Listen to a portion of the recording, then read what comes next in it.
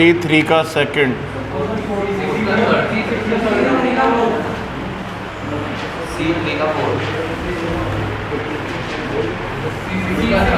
C6 का, C6 का third, C5 का, C6 का सेकंड। और भी कोई है क्या सेक्शन सी में, कोई और इसके अलावा? लो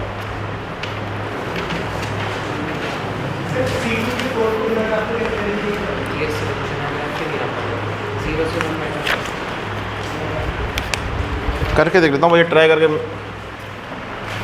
C2 का 4 पूछ रहे हैं आप। ग्रेटेस्ट इंटीजर ऑफ, डिफाइन करके ही करना पड़ेगा मुझे लगता है, डिफाइन करके ही करना पड़ेगा। मान लीजिए x 0 to हाफ है, हाफ से 1 है, डिफाइन करके देखना पड़ेगा कोई पॉसिबल कॉम्बिनेशन आ रहा है कि नहीं आ रहा है। एक ही बात है, डिफाइन करने के बाद ग्राफ बनता है। ग्राफ आप लोग डायरेक्ट ऑब्जर्व हो रहा है एक अलग बात है, लेकिन बनता तो उसके बाद ही है, ठीक है ना। लेकिन ज़्यादा कुछ कभी स्पेशल फंक्शंस जब भी आते हैं उन्हें डिफाइन करे बिना कुछ नहीं होता। ये दिमाग में हमेशा, जैसे ये सवाल मैं सॉल्व करने को जाऊँगा तो मैं ऐसे भी कर सकता हूँ। मुझे पता है कि 0 से हाफ में इसकी वैल्यू 0 to 1 हो जाएगी, नहीं हो जाएगी 0 to 1, और 0 to 1 में ये 0 हो जाएगा और ये भी 0 हो जाएगा। तो पूरा आंसर ही सही लग रहा है मुझे ये वाला। तो पहले तो इस पूरे इंटरवल में दोनों इक्वल है, ये पूरा सही आंसर है। इसके अलावा मैंने दूसरा केस बनाया हाफ टू 1 में जाऊंगा तो इसकी वैल्यू क्या हो जाएगी, इसकी वैल्यू तो हाफ 1 से 2 ये 1 हो जाएगा और ये 0 हो जाएगा। अभी इक्वल नहीं है। ऐसे आगे पीछे देखना, और पॉसिबिलिटी आई नहीं रही होगी मुझे लगता है। एक हाथ कोई और आ रही होगी तो वही एक हाथ दो कैसे और चेक करके देखिएगा ऊपर नीचे, तो आपको आइडिया लग जाएगा कि कोई और पॉसिबिलिटीज़ आ रही है कि नहीं आ रही है। समझ गए? ये समझ में आ रहा है मैं क्या कर रहा हूँ? पीछे चेक करके देख लीजिए। पीछे चेक कैसे करेंगे? -1/2 to 0, -1/2 to 0 में इसका वैल्यू हो जाएगा -1 से लेकर 0 के बीच में, तो ग्रेटेस्ट इंटीजर कितना हो जाएगा -1, और इसका भी -1। ये भी सही आंसर है पूरा का पूरा। और पीछे जाइए, -1 to -1/2, इसमें ये हो जाएगा -2 और ये हो जाएगा -1। अब इक्वल नहीं है, और पीछे जाकर इक्वल नहीं आएंगे। ये दो आंसर आ रहे हो मुझे लगता है। तो -1/2 to ½ ओपन आपका आंसर हो जाएगा, इन दोनों कंबाइन कर लेंगे। तो किसी को डाउट हो पूछते जाइएगा। जब भी स्पेशल फंक्शंस कहीं भी दिख जाएं आपको, तो आपको उन्हें डिफ़ाइन करने के बारे में सोचना होगा। इंटरवल वाइज डिफ़ाइन करेंगे, फिर देखेंगे इक्वल होंगे कि नहीं होंगे, क्या होगा, ये हमें सोचना होगा। क्लियर है? ठीक है।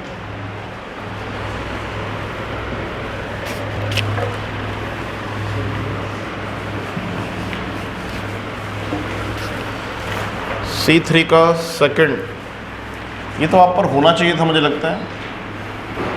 Greatest integer of x² + 5 greatest integer of x। जिसने पूछा है ध्यान से देखिएगा। अगर हम ग्रेटेस्ट इंटीजर ऑफ x को थोड़ी देर के लिए t नाम दे दें, किसने पूछा है वैसे ये? t² + 5t - इसका कराया था इस तरह का सवाल बेटा। इसे फैक्टराइज हो रहा है क्या ये? 6 कम 6 हो रहा है ना। t + 6 और t - 1, तो यहाँ से आ जाएगा t बिलोंग्स टू -6 to 1। इसका मतलब क्या है कि t आपका एक तो -6 से बड़ा होगा और 1 से छोटा होगा। t मतलब ग्रेटेस्ट इंटीजर ऑफ x, तो ये -6 से बड़ा होगा और 1 से छोटा होगा। ग्राफ में देख लो ऐसा कब कब होता है। ये आपको इनइक्वालिटी याद हो तो कोई बात ही नहीं है। तो -5 की वैल्यू हो सकती है इसकी, तो -5 कब होती है? -5 से -4 के बीच में, तो शायद स्टार्ट हो जाएगा -5 से ही, और 1 नहीं होगा, मतलब 0 हो सकता है, तो आखिरी 1 तक जाएगा। ये आपका आंसर आ जाएगा ये सॉल्व करने पर। कि सर ये कैसे कर दिया? कल इसमें टाइम बर्बाद किए थे, अगर आपको याद आ रहा हो तो। ये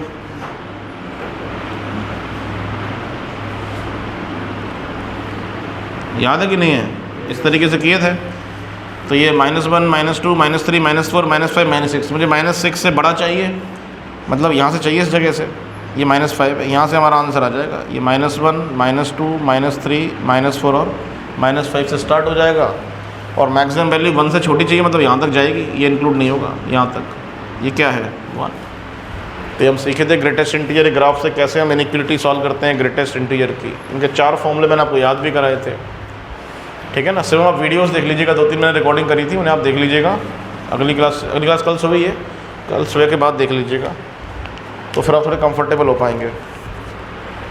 ठीक है, समझ गए नहीं समझे? समझ गया? कर लेंगे। कंप्लीट आंसर निकालूँ? निकाल तो दिया आंसर, ये आंसर ही है ना, तो बस निकालिए आप क्या बचा है इसमें। C3 का 4, इसमें कोई अंतर ही नहीं है। देखिए C3 का 4 तो यही सवाल है, ग्रेटेस्ट इंटीजर ऑफ x आपका 0 से छोटा है। अगर आप अभी आप लोग इनइक्वालिटी कंफर्टेबल नहीं है क्या? 0 के बराबर है, 0 से छोटा है, यहाँ ग्राफ देखिए बस, अभी जाओ। तो यहाँ पर आप क्या देखेंगे कि इसकी वैल्यू मतलब ग्रेटेस्ट इंटीजर ऑफ x चाहिए, ग्राफ है y इक्वल टू इसका, तो y की वैल्यू चाहिए, तो -1 हो सकती है, ये पॉसिबल आंसर हो जाएंगे, और 0 भी हो सकती है, ये भी पॉसिबल आंसर हो जाएंगे, ये नहीं हो सकती, 0 इंक्लूड है, हाँ यही हो जाएगा आपका आंसर केवल। ये आंसर कितना हो गया? -1 से लेके 1 तक। तो सॉल्व करने पे क्या आ जाएगा? x बिलोंग्स टू -1 से लेके 1 तक, ये आपका आंसर आ जाएगा 3rd के 4th का। कोई डाउट है इसमें? बात समझ में आ रही है? इसके बाद आपने पूछा है C5 का 2nd। भैया किसी को भी डाउट हो इस तरह के सवाल में तो साइड से ग्राफ बना लिया करिएगा ग्रेटेस्ट इंटीजर का, फिर देख के करिए कुछ दिनों तक, कुछ दिनों बाद आपको आइडिया लगने लगेगा। 5th का 2nd, इसमें क्या है? सिग्नम ऑफ x² -1, ये आपका ऐसा दे रखा है, इसे डिफाइन करो। बिना डिफाइन करे कुछ नहीं होने वाला, इसे डिफाइन करोगे तो क्या डिफाइन किया था हमने कल से किया था कि x² -1 अगर पॉजिटिव है तो सिग्नम की वैल्यू 1 हो जाएगी, अगर 0 है x² -1 तो सिग्नम की वैल्यू 0 हो जाएगी, और x² -1 अगर नेगेटिव है तो सिग्नम की वैल्यू -1 हो जाएगी। ये सिखाया था। इसे सॉल्व करेंगे by using method of interval, factorise करके, सबको आता है ये। तो ये सॉल्व करने पर आ जाएगा पहला x belongs to -∞ to -1 union 1 to infinity, इसमें वैल्यू 1 आ जाएगा। ये सॉल्व करने पर आ जाएगा +-1 यहाँ 0, और ये सॉल्व करने पर आ जाएगा x बिलोंग्स टू -1 टू 1 -1। ये डिफाइन हो गया आपका। इतना क्लियर है? किसने पूछा है? इतना क्लियर है? अब इसकी वैल्यू 1 डाल दो। इसकी वैल्यू 1 कब होती है? इसकी वैल्यू 1 डाल देंगे, लेकिन ये कंफर्म हो गया कि x कैसा होगा? x इसी के अंदर होगा, इसके बाहर नहीं जा सकता। अब 1 हो जाएगा इसके बराबर। तो सॉल्व करने पर क्या आ जाएगा आपका? x + 1 = +1 और -1। तो x आपका या तो 0 आएगा या -2 आएगा। इसके अंदर है। अब ये आंसर तभी आएंगे जब इस x इसके अंदर हो। तो x = 0 इसके अंदर है ही नहीं, तो रिजेक्ट हो जाएगा, और -2 इसके अंदर है तो आंसर आ जाएगा। तो एक आंसर तो आ गया, x = -2। क्लियर है? एक आंसर ये आपका आ गया। अभी पूरा नहीं हुआ, फिर दूसरा केस, इसे 0 कर दें। तो 0 करेंगे तो 0 कब होगा? या तो +1 पर या -1 पर, और इक्वल टू आ जाएगा ये सॉल्व करोगे तो x कितना आ जाएगा आपका वहाँ से? x = -1 और -1 इसके अंदर है, तो ये भी एक आपका आंसर आ जाएगा, दूसरा पॉसिबल आंसर। तीसरा केस, x अगर -1 से 1 में है, समझ में आ रहा है सब लोगों को ना? तो ये आपका -1 हो जाएगा, तो ये आ जाएगा, ये पॉसिबल ही नहीं है, इसकी वैल्यू नेगेटिव कभी हो नहीं सकती है। तो ये 2 पॉसिबल आंसर आएंगे, एक x = -1, एक x = -2।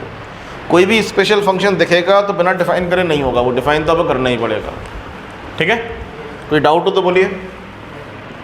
C6 का 2nd नोट करना हो तो नोट कर लीजिए। C6 का 2nd एंड 3rd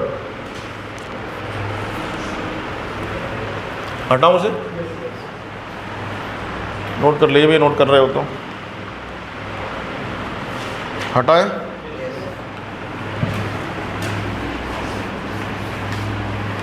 डाउट पूछने में बिल्कुल आलस मत करिएगा। फंक्शन अगर आपको ठीक से नहीं आएगा तो आगे के 5, 7, 6 चैप्टर सब इस पर डिपेंडेंट हैं। Limit, continuity, differentiability, differentiation, area, application of derivative, integration, सब में इनका यूज़ आएगा।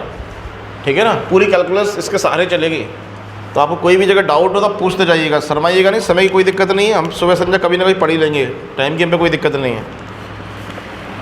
C6 का 2nd, y = log x base 2, इस पर लगा दिया है फ्रैक्शनल पार्ट, और x का वेरिएशन है 1/2 to 4। इसका ग्राफ बनाना है। तो क्या सिखाया था? सबसे पहले किसका ग्राफ बनाएंगे? लॉग का। सबसे पहले ग्राफ बनाएंगे log x base 2 का। कब बनाना है? इस इंटरवल में। आप जानते हैं log का बेस 2 है तो फंक्शन कैसा है, ये इंक्रीजिंग फंक्शन है। ग्राफ के बारे में अगर आप सोचोगे तो इस तरह का ग्राफ आता होगा इसका। हाफ डालने पर वैल्यू कितनी आ जाएगी, log हाफ बेस 2, इसकी वैल्यू कितनी आएगी -1। निकाल के दिखाऊं, log हाफ बेस 2, हाफ को लिख देंगे 2 की पावर -1, 2 पावर में निकल के बाहर आ जाएगा, तो log 2 बेस 2 और log 2 बेस 2 की वैल्यू कितनी होती है 1, तो -1 आएगा, यहाँ कहीं होगा हाफ में वैल्यू -1। ठीक है, समझ में आ रहा है। और 4 पर वैल्यू कितनी आ जाएगी, log 4 बेस 2, 4 को लिख लेंगे 2 का स्क्वायर, 2 बाहर आ जाएगा तो वैल्यू 2 आ जाएगी, तो -1 है ये हाफ पर, ये 0.1 होगा, यहाँ 0 है, ये 0.2 होगा, यहाँ पर वैल्यू 1 होगी, चेक कर लो, यहाँ कहीं 4 होगा, यहाँ वैल्यू क्या हो जाएगी 2 हो जाएगी। इसके अलावा हमें इंटरेस्ट नहीं है किसी और चीज़ में।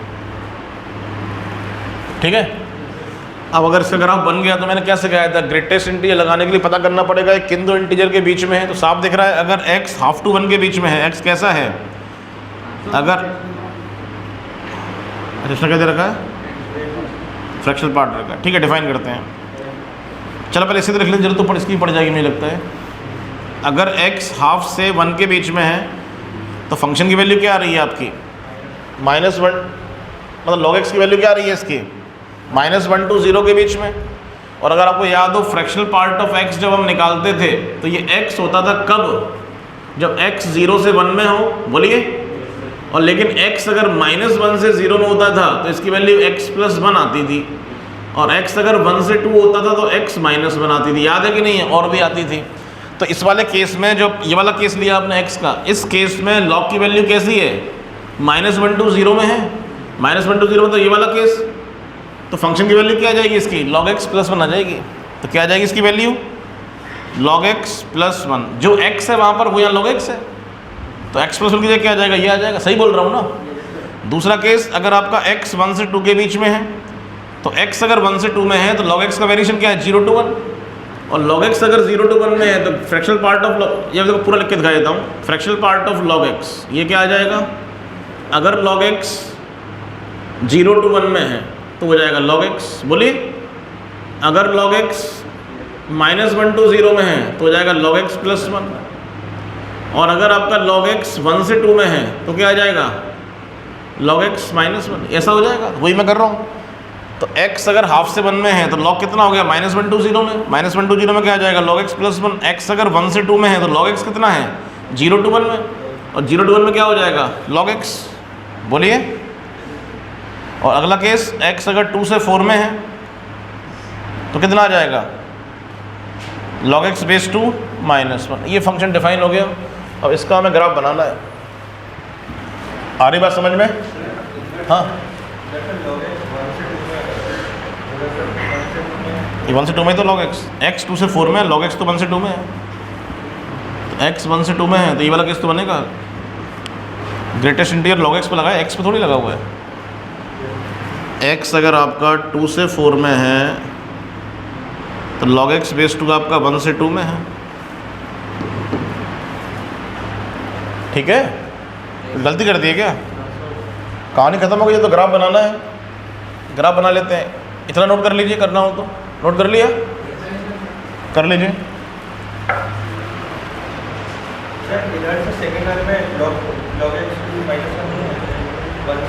log x इसमें -1 आएगा, क्यों, x जब 1 से 2 में है तो log x की वैल्यू तो 0 से 1 में है ना, और फ्रैक्शनल पार्ट तो log x पे लगा हुआ है, और log x 0 to 1 में है। ये अगर 0 to 1 में है तो फ्रैक्शनल पार्ट ऑफ x कितना हो जाएगा, x ही तो होगा। जिसके ऊपर फ्रैक्शनल पार्ट ऑफ लगा हुआ है उसके बारे में सोचना है। देखिए मैं आपको थोड़ा सिंपल कर देता हूँ, अगर आपको मुश्किल लग रहा है तो log x को t मान लीजिए, तो आपका सवाल हो जाएगा फ्रैक्शनल पार्ट ऑफ t। ठीक है, फिर ऐसे लिखिए कि x अगर हाफ से 1 में है तो t की वैल्यू कितनी आ रही है, x अगर हाफ से 1 में है तो t हमारा आ जाएगा -1 to 0। फिर x हमारा 1 से 2 में है तो t कितना आ जाएगा, 0 to 1। और फिर x अगर हमारा 2 से 4 में है, अच्छा एक चीज़ छोड़ दी मैंने, शायद एग्जैक्टली 4 छोड़ दिया है, वही बनाना पड़ेगा। x अगर एग्जैक्टली 4 है तो कितना हो जाएगा, ये एग्जैक्टली 4 पर ये हो जाएगा 2, ये 2 हो जाएगा ना, तो 0 आ जाएगा। ये वाला छोड़ दिया मैंने। x अगर 2 to 4 में है तो t हमारा क्या आ जाएगा, 1 से 2 में, और x हमारा एग्जैक्टली 4 है तो t बराबर 2 है, और फ्रैक्शनल पार्ट हमारा t पर लगा हुआ है, t पर। तो इस इंटरवल में ग्राफ क्या आएगा, इस पर लगा है फ्रैक्शनल पार्ट, तो t अगर -1 to 0 में होता है तो फ्रैक्शनल पार्ट कितना आता है x + 1, तो आ जाएगा t + 1, फिर t और t - 1 0, ये बनेगा। देख लीजिए, कोई डाउट हो तो बोलिए, किसी को कोई दिक्कत है भैया दोबारा से पूछिएगा। फंक्शंस अगर ठीक से समझ में नहीं आएगा तो दिक्कत आएगी आपको आगे जाके। ग्राफ बनाऊँ उसका, नोट कर लिया, नोट कर लिया। चलिए इसका ग्राफ बनाता हूँ मैं। देखिए आसान सा ग्राफ है, 1/2 to 1, हाफ यहाँ कहीं होगा, 1 यहाँ कहीं है, फिर 2, फिर ये 3 और फिर ये 4। हाफ से 1 में आएगा log x, तो हाफ डालने पर हो जाएगा -1, तो यह आ जाएगा -1 + 1 0, तो यहाँ वैल्यू 0 आ रही होगी, और 1 डालने पर क्या आ जाएगा 1 डालने में वैल्यू कितनी आ जाएगी 1, और ये जैसा log x का ग्राफ होता है वैसे ही होगा। या ये समझो log x का ग्राफ को बढ़ा दिया हमने, ऊपर शिफ्ट कर दिया 1 डिस्टेंस से। log x का ग्राफ ऐसा कर भी तो होता है भाई साहब, और इंक्रीजिंग कर देना है, और हाफ पर वैल्यू कितनी आ रही है, ये तो 0 हो जाएगा, तो ये 0 + 1 हो जाएगा हाफ पर, समझ गए। इसके बाद इंक्लूड, ये वाला इंक्लूड नहीं होगा, फिर यहाँ 1 डालोगे तो फिर 0, और 2 पर कितना हो जाएगी वैल्यू, फिर 1, तो यहाँ आ जाएगा। बिल्कुल इस तरह का सेम ग्राफ ही आएगा, मुझे लगता है जैसा वो सिमेट्रिक होता था वैसे ही आएगा। हाँ सेम ही आना चाहिए, क्यों नहीं सेम आएगा बताओ मेरे को। क्या चीज़? नहीं, ग्राफ तो इसी फंक्शन का आ रहा है ना। जैसे आप देखो यहाँ पर, अच्छा ये इंटरवल छोटा है, सेम नहीं आएगा, नहीं सेम आएगा, इंटरवल छोटा बड़ा होता जा रहा है, नहीं आएगा, सेम नहीं आएगा। केवल फ्रैक्शनल पार्ट ऑफ x होता था, ये सेम नहीं आएगा, ऐसा आएगा। सही बोल रहे हो आप। और 2 to 4 में फिर ऐसे आएगा, सेम कैसे आ जाएगा, 2 to 4 में ये ग्राफ आएगा। ऐसा पीरियोडिक नहीं है ये, this is not a periodic function, ठीक है ना। ऐसा पीरियड अगर सेम होता तो शायद ग्राफ आ जाता, मुझे लगता है। नहीं, कर्व अगर सेम तरह का कर्व आ जाता है ना, बिल्कुल सेम कर्व तो आ सकता है शिफ्ट होके। जैसे sin x पीरियोडिक है, तो sin x का फ्रैक्शनल पार्ट भी पीरियोडिक है, तो sin x का ग्राफ जो आएगा 0 से 2 वैसे आगे भी आएगा, तो कर्व तो एक जैसे आएंगे, लेकिन यहाँ नहीं आ पाएंगे, ये पीरियोडिक नहीं है ना log x, इसलिए ऐसा हो रहा होगा। log x पीरियोडिक नहीं है, इसलिए पीरियोडिक नहीं हो पाएगा। ऐसा ग्राफ आएगा जो मैंने बनाया है, ग्राफ दे रखा होगा पीछे तो। हाँ एक जैसे बनाती है, एक जैसे नहीं होंगे, इंटरवल छोटा होगा, ये बड़ा है और बड़ा इंटरवल है, एक जैसे कभी नहीं। तो पगला गए अरे यार, हाफ और 1 के बीच का गैप और 1 और 2 के बीच का बराबर बना रखा है, गलत बना दिया है। तो जैसे मैंने बनाया ऐसे बनाइएगा।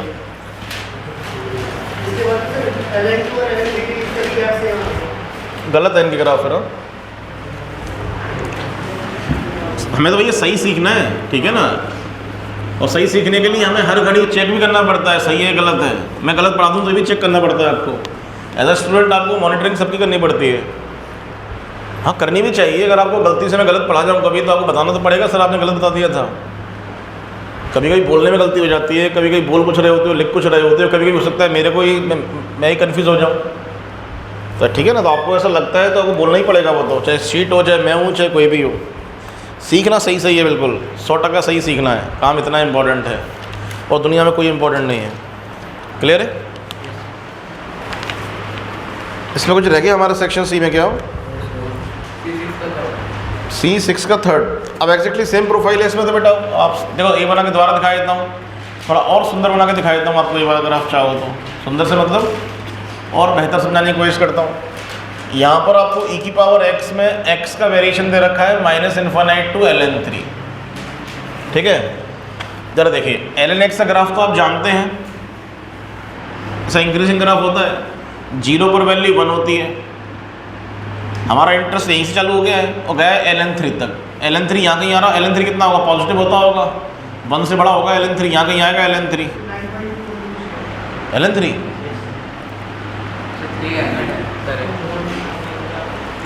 अरे मैं तो e⁻x का ग्राफ बनाया ना, मैं तो e⁻x को चेक कर रहा हूँ कहाँ तक जाएगा, अभी मैं इसके जा ही नहीं रहा हूँ। तो ln3 में वैल्यू कितनी आ जाएगी, 3 आ जाएगी ना। ये तो इसके कोऑर्डिनेट तो ln3,3 तो होंगे, तो यहाँ वैल्यू इन्फिनिटी है, यहाँ 0 1 है, यहाँ 3 है। तो बीच में कहीं 2 भी हो रही होगी। अब मैं 2 क्यों पता करना चाहता हूँ मैं, क्योंकि मुझे ग्रेटेस्ट इंटीजर डिफाइन करना है, इसलिए 2 पता करना भी चाहता हूँ। तब ये 2 वैल्यू कब हो रही होगी इसकी, e की पावर x बराबर 2 कब हो रहा होगा, पता कर लो, दोनों साइड लॉग ले लीजिए। तो x ln e बराबर ln 2, फिर 2 जो वैल्यू आ रही होगी ये आ रही होगी ln 2 पे, ऐसा आ रहा होगा। तो मैंने पता कर लिया, यहाँ वैल्यू 0 का अप्रोच कर रही है, यहाँ 1 को इस पॉइंट पे, 2 को इस पॉइंट पे, 3 को। फिर मैंने कहा था कि अगर ग्रेटेस्ट इंटीजर लगाना है तो पता करना पड़ता है कब किन 2 कंसेक्यूटिव इंटीजर्स के बीच में है।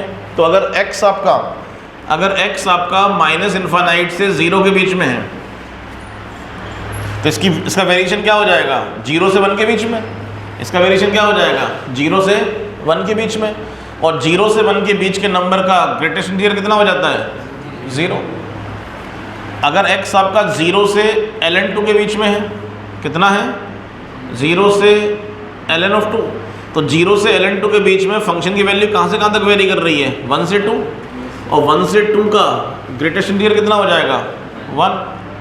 और x आपका ln 2 से ln 3 के बीच में है, तो फंक्शन की वैल्यू कहाँ से कहाँ तक वेरी कर रही है, 2 से 3, तो ग्रेटेस्ट इंटीजर कितना हो जाएगा, 2। और अगर x आपका एग्जैक्टली ln 3 है तो 3 आ जाएगा। ये आपका डिफाइन हो गया आएगा। तो अब ग्राफ कैसा बनेगा, माइनस इन्फानाइट से लेकर 0 तक तो वैल्यू 0 आएगी, ये पूरा डार्क हो जाएगा, ये यहाँ तक, ये इंक्लूड नहीं है कि इंक्लूड है, नहीं है, 0 तक वैल्यू 0 आएगी। फिर ln 2 होता है 0.693, यहाँ कहीं मान लेता हूँ 0.693, इस पर वैल्यू आ जाएगी 1, ऐसे, ये इंक्लूड नहीं है। फिर ln 3 होता होगा अप्रॉक्सीमेटली 1 पॉइंट कुछ, ये 0.7 और 1 यही पास में ही होगा, वहीं इसके 1 ln 3, तो ln 3 पर वैल्यू आ जाएगी 2, तो ये ग्राफ आ जाएगा ln 2 से ln 3 के बीच में। और एग्जैक्टली ln 3 पर वैल्यू कितनी आ जाएगी, 3। ये ग्राफ बनेगा आपका इस तरीके से।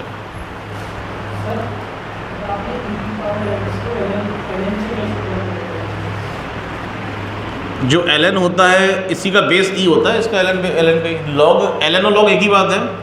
अगर log का बेस e होता है तो इसी को हम ln बोलते हैं। तो मैंने यहाँ पर दोनों साइड log ले लिया e बेस पर, प्रॉपर्टी सिखाई थी x बाहर आ जाएगा, log e बेस e 1 हो जाएगा, तो आपका दोनों साइड log लिया है तो ऐसा हो जाएगा। तो x बराबर ln 2 पर इसकी वैल्यू 2 होती होगी, ऐसे कन्वर्ट कर लिया है। ln और log exponential function and logarithmic functions एक दूसरे के इन्वर्स होते हैं। जैसे अगर आपको याद हो तो कहीं हम ln x बराबर 2 लिख के दे दे, इसका बेस e होता है तो x कितना हो जाएगा, e स्क्वायर ही तो हो जाएगा। तो ये उल्टा सीधा कर लिया है बस, ठीक है भैया। किसी को भी कोई डाउट रह जाए तो कल सुबह जब भी हम मिलते हैं, कल तो क्लास ही है सुबह मुझे लगता है, वैसे जब भी हम कल सुबह क्लास है ना, वैसे हम जब भी सुबह मिलते हैं तब हम डिस्कस करेंगे इनको। अगर आपको कोई भी संदेह शंका रह गई है और क्लास में नहीं पूछ पाए हो तो आपको क्लास के बाहर पूछना है, या तो स्वयं पूछिएगा या क्लास के बाहर पूछ लीजिएगा। ज़्यादा झिझक लगे तो क्लास के बाहर पूछ लीजिएगा, घबराइएगा नहीं, लेकिन पूछना ज़रूरी है। कोई भी चीज़ पेट से सीख के नहीं आते, हम लोग पढ़ पढ़ के सीखते हैं।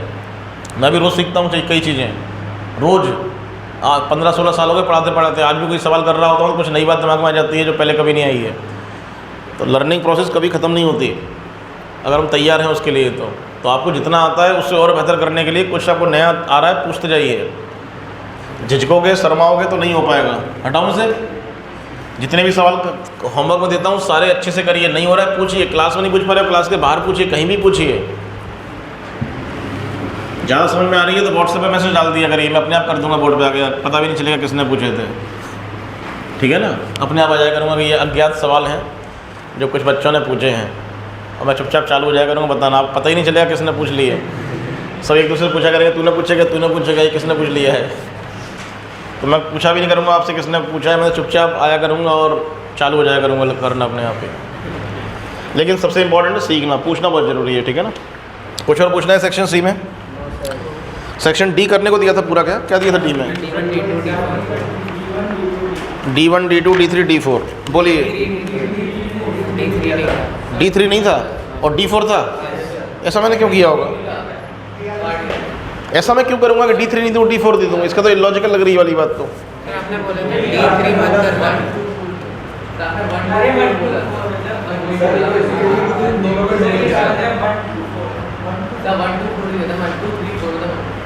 सर आपने D1 D2 D4 बोला, डैश लगा दिया होगा यार, 4 सवाल लगा मतलब ये लॉजिकल लग रहा है कि मेरे साथ क्यों बोल। अच्छा, इसलिए मैंने कहा था कि इसका डोमेन कर लेना, एक रेंज कर लेना। हो सकता है ऐसा कहा हो, ठीक है। अब बात लॉजिकल समझ में आ गई, अब लॉजिक समझ में आ गया जो कह रहा है, ऐसा कहा हो सकता है। चलिए, D1 में कोई तकलीफ है किसी को? ये तो हो जाना चाहिए था D1 का सेकंड। हाँ, और क्या, सर्कल की इक्वेशन तो है ही, और क्या है। लेकिन 0 to 1 इंटरवल दे रखा है ना, उसके वजह से एक मिनट मैं चेक कर लेता हूँ।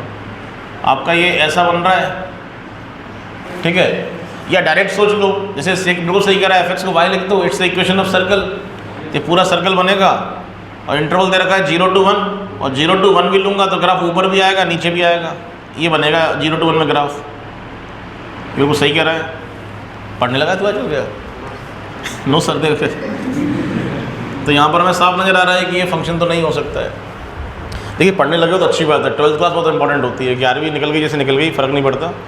एक साल भी काफ़ी होता है लर्निंग के लिए। अगर आप इस साल भी ठीक मेहनत करके तैयारी करोगे तो भी एग्ज़ाम निकल जाएगा, ठीक है ना। देखो, 5000 से 10,000 रैंक लाने के लिए कोई बहुत मेहनत नहीं करनी पड़ती है।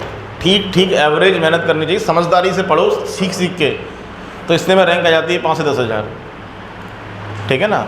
2000 लाने के लिए थोड़ी मेहनत करनी पड़ती है, और 100 पे लाने के लिए थोड़ी और मेहनत करनी पड़ती है। फिर आपको धीरे धीरे सब कुछ आता जाना चाहिए। लेकिन आप समझदारी से पढ़ेंगे तो सभी के सब पास हो सकते हो। ऐसा कोई मुश्किल टास्क नहीं है IIT पास करना। D1 में कोई और डाउट है? पहला वाला यही है, और दोबारा क्यों पूछ रहा है, वो भी सर्कल ही तो है। अच्छा, fx बिलोंग टू 0 to 6, मतलब y दे रखा है 0 से 6 में, तो y 0 से 6 में है, सब पहले पूरा सर्कल बना ले। fx मतलब y, तो y 0 से 6 में है, तो मतलब ऊपर वाला y सेटिस्फाई करेगा, नीचे वाला y नहीं है। यहाँ पर ये वाला ग्राफ है। अब तो हो जाएगा फंक्शन, अब तो क्या हो जाएगा, फंक्शन हो जाएगा। समझ गए? जो पहली क्लास में आधा पौन घंटे में फालतू फंड की बातें कर रहे थे, वही सवाल है मुझे लगता है। ये देखना कि draw any line parallel to y axis, और हमने वैसे circle is not a function, लेकिन डोमेन और रेंज चेंज कर करके हमने उसे फंक्शन बना लिया है। और कोई D1 में कोई और? D2 सारे हो गए D2 के? D2 का 4, और डोमेन निकालना है। इसमें निकालना क्या है, डोमेन ऑल रियल नंबर्स। क्या तकलीफ आई तेरे को D2 का 4? 1 2 का 4 हो गया है, तो D2 का 4। इसमें तो ये बता दें कि तो करना क्या चाहता है। e की power function is always define, x is always define, sin x is always define, सब कुछ ऑलवेज डिफाइन है। यहाँ तो ऐसी कोई बात यहाँ इस्तेमाल ही नहीं हो रही जिसे डिफाइन करने में हमें तकलीफ आती हो। आपको सिखाया था exponential function always defined, polynomial function always defined, trigonometry always defined. कोई भी x डालो डिफाइन तो हो ही जाएगा। तेरे क्या समझ में नहीं आया, मैं समझ नहीं पाया कि दिक्कत क्यों है इस सवालों करने में।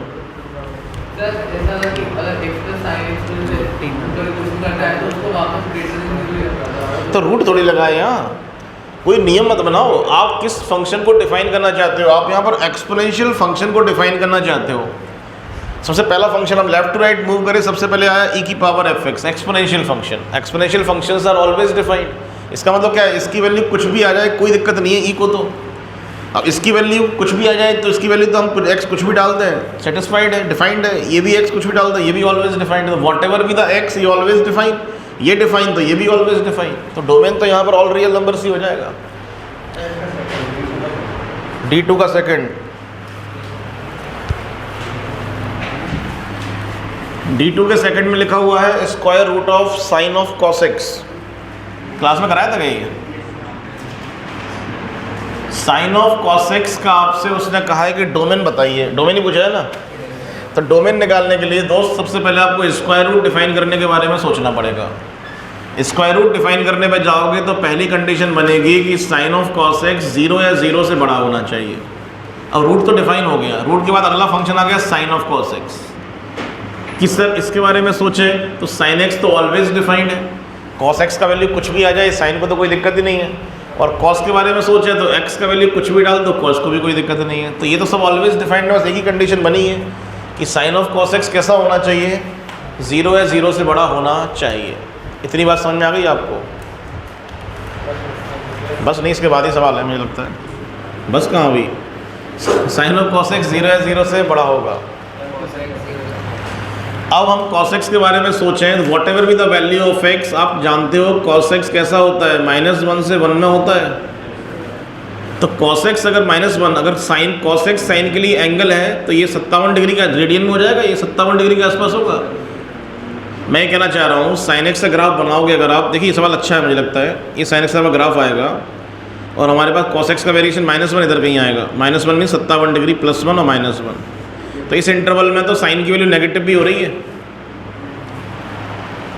अगर cos, ध्यान से देखिएगा, अगर cos x की वैल्यू, देखो ध्यान से देखो, प्लीज़ जरा प्लीज़ ध्यान से देखिए, अगर cos x की वैल्यू 0 to 1 में हो जाए, ये मैं समझ गया कि डिफाइन ऑलवेज नहीं हो रहा, इसलिए मैं सवाल करने का तरीका बदला मैंने कहा cos x अगर 0 to 1 में हो जाएगा तो 0 to 1 में मतलब 0 से लेकर 57 डिग्री तक, तो इस साइन के लिए एंगल बनेगा, हो जाएगा 0 से 57 डिग्री। इस इंटरवल में साइन हमेशा ही 0 या 0 से बड़ा होता है, तो ये डिफाइन हो जाएगा। लेकिन अगर ये cos x कैसा हो जाए, -1 से 0 में हो जाए, तो उस केस में -57 से 0 डिग्री, इस केस में इस cos की वैल्यू आएगी नेगेटिव, और उस नेगेटिव का साइन भी क्या होगा, नेगेटिव ही होगा, तो ये डिफाइन नहीं हो रहा होगा। तो आपका डोमेन क्या आ गया कि cos x की वैल्यू क्या होनी चाहिए, 0 से 1 के बीच में होनी चाहिए। क्या cos x belongs to 0 to pi, वो सर 3.14 पर लिख देगा। एक बार मैं मेरे समझ रहा था cos x 0 to pi, अब ये 0 to pi में हो जाए ऐसा, यस सर, ऐसा आप क्यों कहना चाहते हो?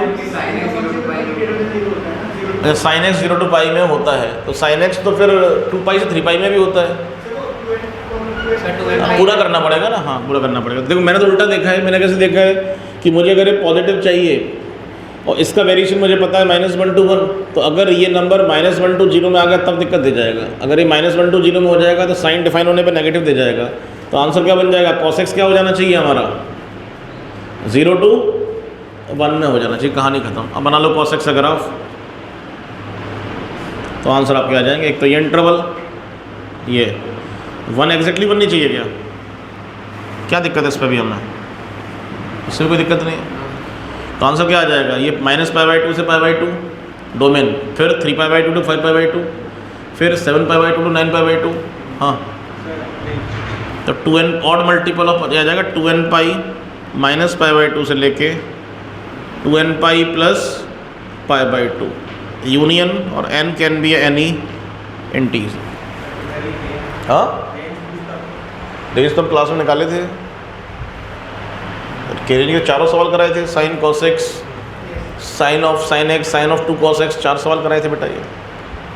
और वैसे निकाल सकते हैं रेंज पूछने में, ऐसी क्या दिक्कत आ जाती है। रेंज अगर पूछता तो साइन cos x का वेरिएशन चेक कर लेते हैं, तो ये साइन cos x का वेरिएशन कितना आ रहा है, -1 to यहाँ से यहाँ तक आ रहा है, ये पॉइंट कितना है, ये है sin 1 -sin 1, और ये वाला पॉइंट है sin 1, सही लिख रहा हूँ ना।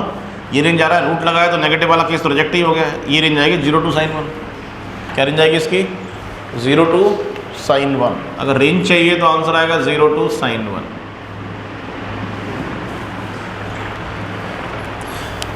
मैं बार बार कह रहा हूँ, कोई दिक्कत हो तो भैया पूछ लीजिएगा, ठीक है ना। है बेटा D2 का 7, ये हटा दूँ इस वाले को,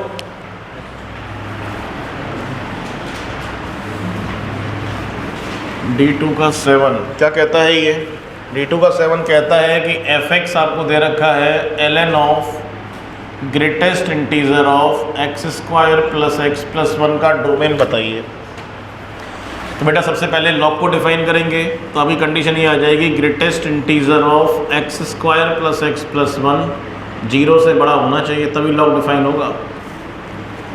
और उसके बाद ग्रेटेस्ट इंटीजर तो ऑलवेज डिफाइन होता है, उसके बाद पॉलिनोमियल भी ऑलवेज डिफाइन होता है। तो बस एक ही कंडीशन बनेगी, ये एक ही फंक्शन यहाँ दिख रहा है जो ऑलवेज डिफाइन नहीं है, बाकी तो ऑलवेज डिफाइंड है। अगर लॉग को भूल जाओ तो ये तो ऑलवेज डिफाइंड है, आपको सीखा था greatest integer is always define, और ये पॉलिनोमियल है, ये भी ऑलवेज डिफाइन सीखा था, तो यही कंडीशन बनेगी। अब अगर अजीब लग रहा हो तो थोड़ी देर के लिए टी नाम दे दीजिए, तो हो जाएगा ग्रेटेस्ट इंटीजर ऑफ t > 0। और ये हम ग्राफ से देखेंगे, ग्रेटेस्ट इंटीजर की वैल्यू 0 से बड़ी चाहिए, तो यहाँ से स्टार्ट हो जाएगी, ये तो 0 है तो नेगेटिव है, ये पॉइंट कौन सा है 1, तो t क्या आ जाएगा > 1, t की वैल्यू वापस रिप्लेस कर दीजिए, ये बन जाएगा, ये आ जाएगा x × x + 1 > 0, तो x belongs to minus infinite to -1 union, ये आपके साथ आंसर आ जाना चाहिए। क्लियर है? और बोले कोई तकलीफ हो तो है बेटा? आपको हुआ नहीं था मतलब कि अभी नहीं आया, तो क्या समझ नहीं आया बताइए। ये सवाल लिखा है, अब आप बोलते हैं ये स्टेप डोमेन निकालने के लिए क्या करना चाहिए? पहला स्टेप क्या आएगा? ये स्टेप ठीक है, इसके अलावा कोई और कंडीशन बनेगी नहीं। इसके बाद मैंने इसको टी नाम दे दिया, ऐसा लिख दिया।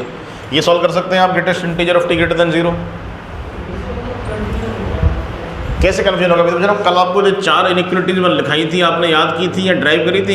ये वाला कराया था, एक ये वाला कराया था, ये वाला कराया था ग्राफिकली। और मैंने कहा था नहीं याद मत करना, ग्राफिकली हैंडल करना। याद है? ये भूल गए? हाँ, तो आपको ठीक से रिवाइज नहीं हुई बेटा। ये ग्राफ था ग्रेटेस्ट, दोबारा से मैं बोल रहा हूँ, ये राम कहानी सुन लो। ये ग्राफ था ग्रेटेस्ट इंटीजर ऑफ x का। हमारा सवाल है ग्रेटेस्ट इंटीजर की वैल्यू 0 से बड़ी चाहिए, तो 0 से बड़ा कौन चाहिए? हमें y चाहिए। तो इस ग्राफ में कहाँ पर है y 0 से बड़ा? यहाँ पर है। इन सब जगह पर y 0 से बड़ा है, नहीं है कि नहीं है? तो इसकी करस्पॉन्डिंग x देख लो, ये पॉइंट 1 है, तो 1 के आगे हर पॉइंट पर ग्रेटेस्ट इंटीजर की वैल्यू 1 के बराबर या 1 से बड़ी है। क्लियर है? ये कर दिया है। अगर आप कंफर्टेबल नहीं है तो आप दोबारा से करिएगा। ग्रेटेस्ट इंटीजर के 4-5 सवाल लिख लो, घर जाके करिएगा। Greatest integer of x less than 2, greatest integer of x greater than equal to -5, greatest integer of x less than -3, greatest integer of x क्या रह गया? Greater than 3। ये चारों सवालों के आंसर निकाल के चेक कर लीजिएगा। देखिए ये हो चाहे ये हो, बात एक ही है, ठीक है ना? इसके बाद तो ये नया कहानी बन गई है। अदरवाइज ग्रेटेस्ट इंटीजर को हैंडल करने के लिए तो ग्राफ यूज़ करना ही पड़ेगा आपको। क्या किस ग्राफ बनाया? फिर उससे क्या फ़ायदा हुआ? हाँ अच्छा, आपको पता चल गया नेगेटिव का वैसे? तो उसमें ग्रेटेस्ट इंटीजर भी लगा हुआ है, इसको कैसे हैंडल करोगे? नहीं, ऐसे नहीं करना है। कभी कभी हो सकता है आपके इंटरवल्स बहुत ज़्यादा इंटरवल आ रहे हैं, बड़े इंटरवल आ रहे हैं, तो हैंडल नहीं कर पाओगे मुझे लगता है। अब छोटा इंटरवल आ गया हो -1 to 0 तो आपने हैंडल कर लिया, वो ग्रेटेस्ट, वरना ऐसे करना पड़ेगा ना। आपका डायरेक्शन ही गलत है। डोमेन का कोई भी सवाल चलाना है तो ऐसे जाएंगे, ऐसे लेफ़्ट टू राइट। सबसे पहले लॉग को हैंडल करेंगे, उसके बाद इसको हैंडल करेंगे ऑलवेज डिफाइंड, उसके बाद इसे हैंडल करेंगे ऑलवेज डिफाइंड। कहानी खत्म। जिस तरह से आप कर रहे हो इस तरह का अप्रोच लगाएंगे रेंज के सवालों में, डोमेन में नहीं लगाएंगे। ये ज़्यादा आसान पड़ेगी जैसे मैंने किया, ठीक है ना? सवाल करने से इंपॉर्टेंट ये है कि हम सही डायरेक्शन भी पकड़े, हमारा कम समय लगना चाहिए। इस सवाल में आपका जो आंसर आया ना -1 to 0, या थोड़ा इंटरवल छोटा आ जाए, ये -1 से +15 तक आ जाता, तो ग्रेटेस्ट इंटीजर डिफाइन करने में शायद आपको तकलीफ आती। शायद, मैंने वैसे किया नहीं, लेकिन मुझे ऐसा लग रहा है तकलीफ शायद आपको आती। ठीक है ना? तरीका कोई भी यूज़ कर सकते हो, लेकिन मेरे वैसे कहना ये है कि आप अपने वाले को इससे कंपेयर कर लीजिएगा, छोटा कौन सा लगता है, बड़ा कौन सा लगता है। अगर आपको लगे कि ये ज़्यादा कंफर्टेबल है, छोटा है, तो आप इसकी तरफ अप्रोच कर जाइएगा। देखिए दुनिया तो फ़ायदे पे चल रही है ना, केमिस्ट्री पढ़ते रहे साल भर से, नहीं आपने अपना स्टेबल स्टेट ले आए, आंसर निकाल लिया, अब देखा कि ये और भी स्टेबल स्टेट है और आप दूसरे पे चले जाएंगे, इसमें क्या दिक्कत है? कुछ सीखो इनसे, अणुओं और परमाणुओं से, एटम और मॉलिक्यूल से। यहाँ सिखाते हैं बहुत सारी बातें। क्या सिखाते हैं कि अपने फ़ायदे की सोचो, और क्या सिखाते हैं? नहीं, एक ही नियम है इनका भी, अपने फ़ायदे के बारे में सोचिए। ऑक्सीजन जरूरत नहीं ऑक्सीजन से ये बॉन्ड बनाए, जैसे सर इनका परिवार है, फैमिली है, काय का फैमिली है, जैसे अच्छा बॉन्ड बनेगा, जहाँ स्टेबल बनेगा वहाँ बना लेता है, वो तो भाग जाता है। देखा नहीं था उसमें BH3 डाइमराइज कर गए थे, भैया मिल गए थे, लेकिन फ्यूरेन आ गया, अमोनिया आ गया, तो टूट गए भैया उधर भाग गए। केवल फ़ायदा। और कोई डाउट किसी को इसमें? सेक्शन D2 कर लिए हैं ना? फिर D4 कर नहीं पाए? ऐसा मत करो यार।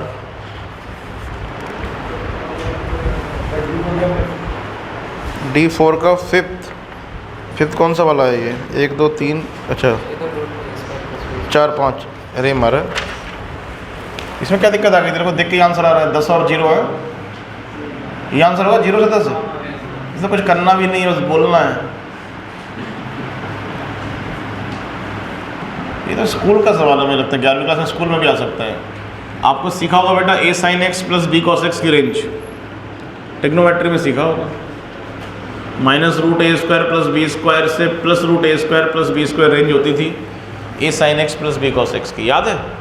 नहीं, A sine x plus B cos x का रेंज इस तरीके का हुआ करता था। ये तो कांस्टेंट ही है, तो इसका रेंज आ जाएगा -5 से 5, 5 ऐड करना है तो 0 से 10 रेंज हो जाएगा बेटा। ठीक है, और कोई? नेक्स्ट क्लास में आप ये, या नेक्स्ट क्लास सुबह ही है, ज़्यादा समय नहीं होगा आपके पास। D3 कर लीजिएगा और होए तो D5 भी कर लीजिएगा, इतना समय तो रात को निकाल लीजिएगा। D3 D5 ट्राई कर लीजिएगा।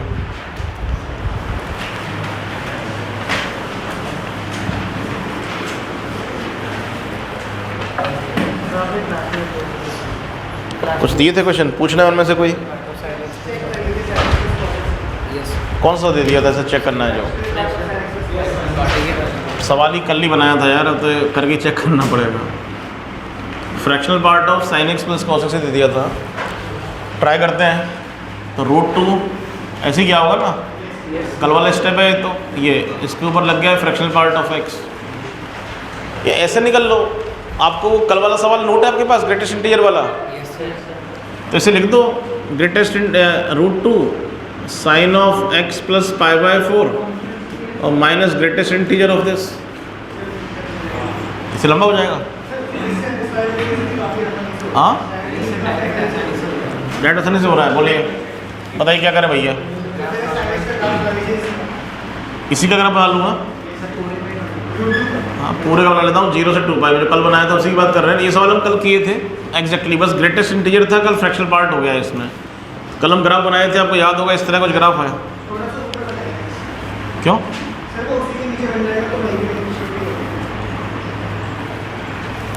ऐसा कुछ ग्राफ बनाए थे हम इस तरीके से, यहाँ तक हमारे काम का था, इस जगह तक ये 2π था, ये π/4, ये क्या कर रहा हूँ मैं, ये तो 0 है, ये 0 है, ये π/4 होगा ना, ये π/4, ये 3π/4 और ये 7π/4 और ये 5π/4। इस तरह की बातें हम कल किए थे। कल वाला सवाल है पूरा का पूरा।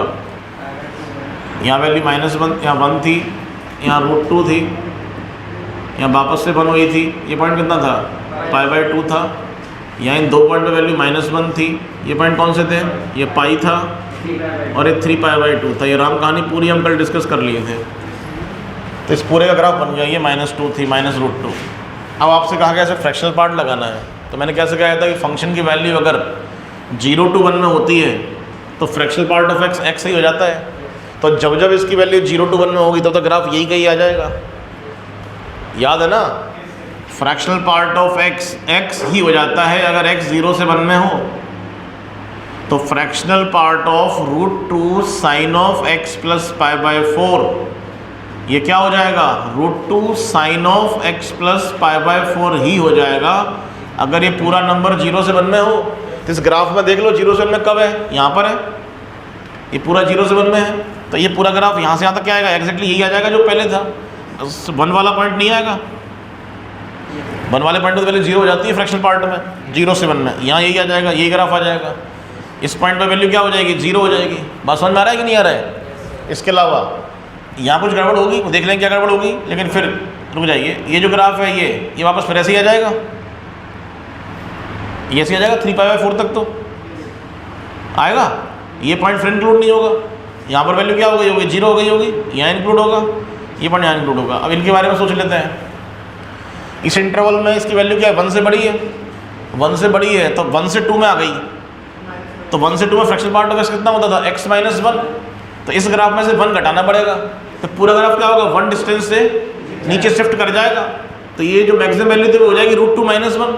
तो ये वाला वर्टेक्स कहाँ, ये इन दोनों का मिड पॉइंट है ना ये, तो ये वैल्यू यहाँ आ जाएगी √2 - 1.414। समझ में आ रहा है? और ये वैल्यू कहाँ आ जाएगी, 0 पे। ये बहुत ही सुंदर ग्राफ आ गया है तो यार, बहुत सुंदर है ये, ऐसा आ गया ना ये, वाह।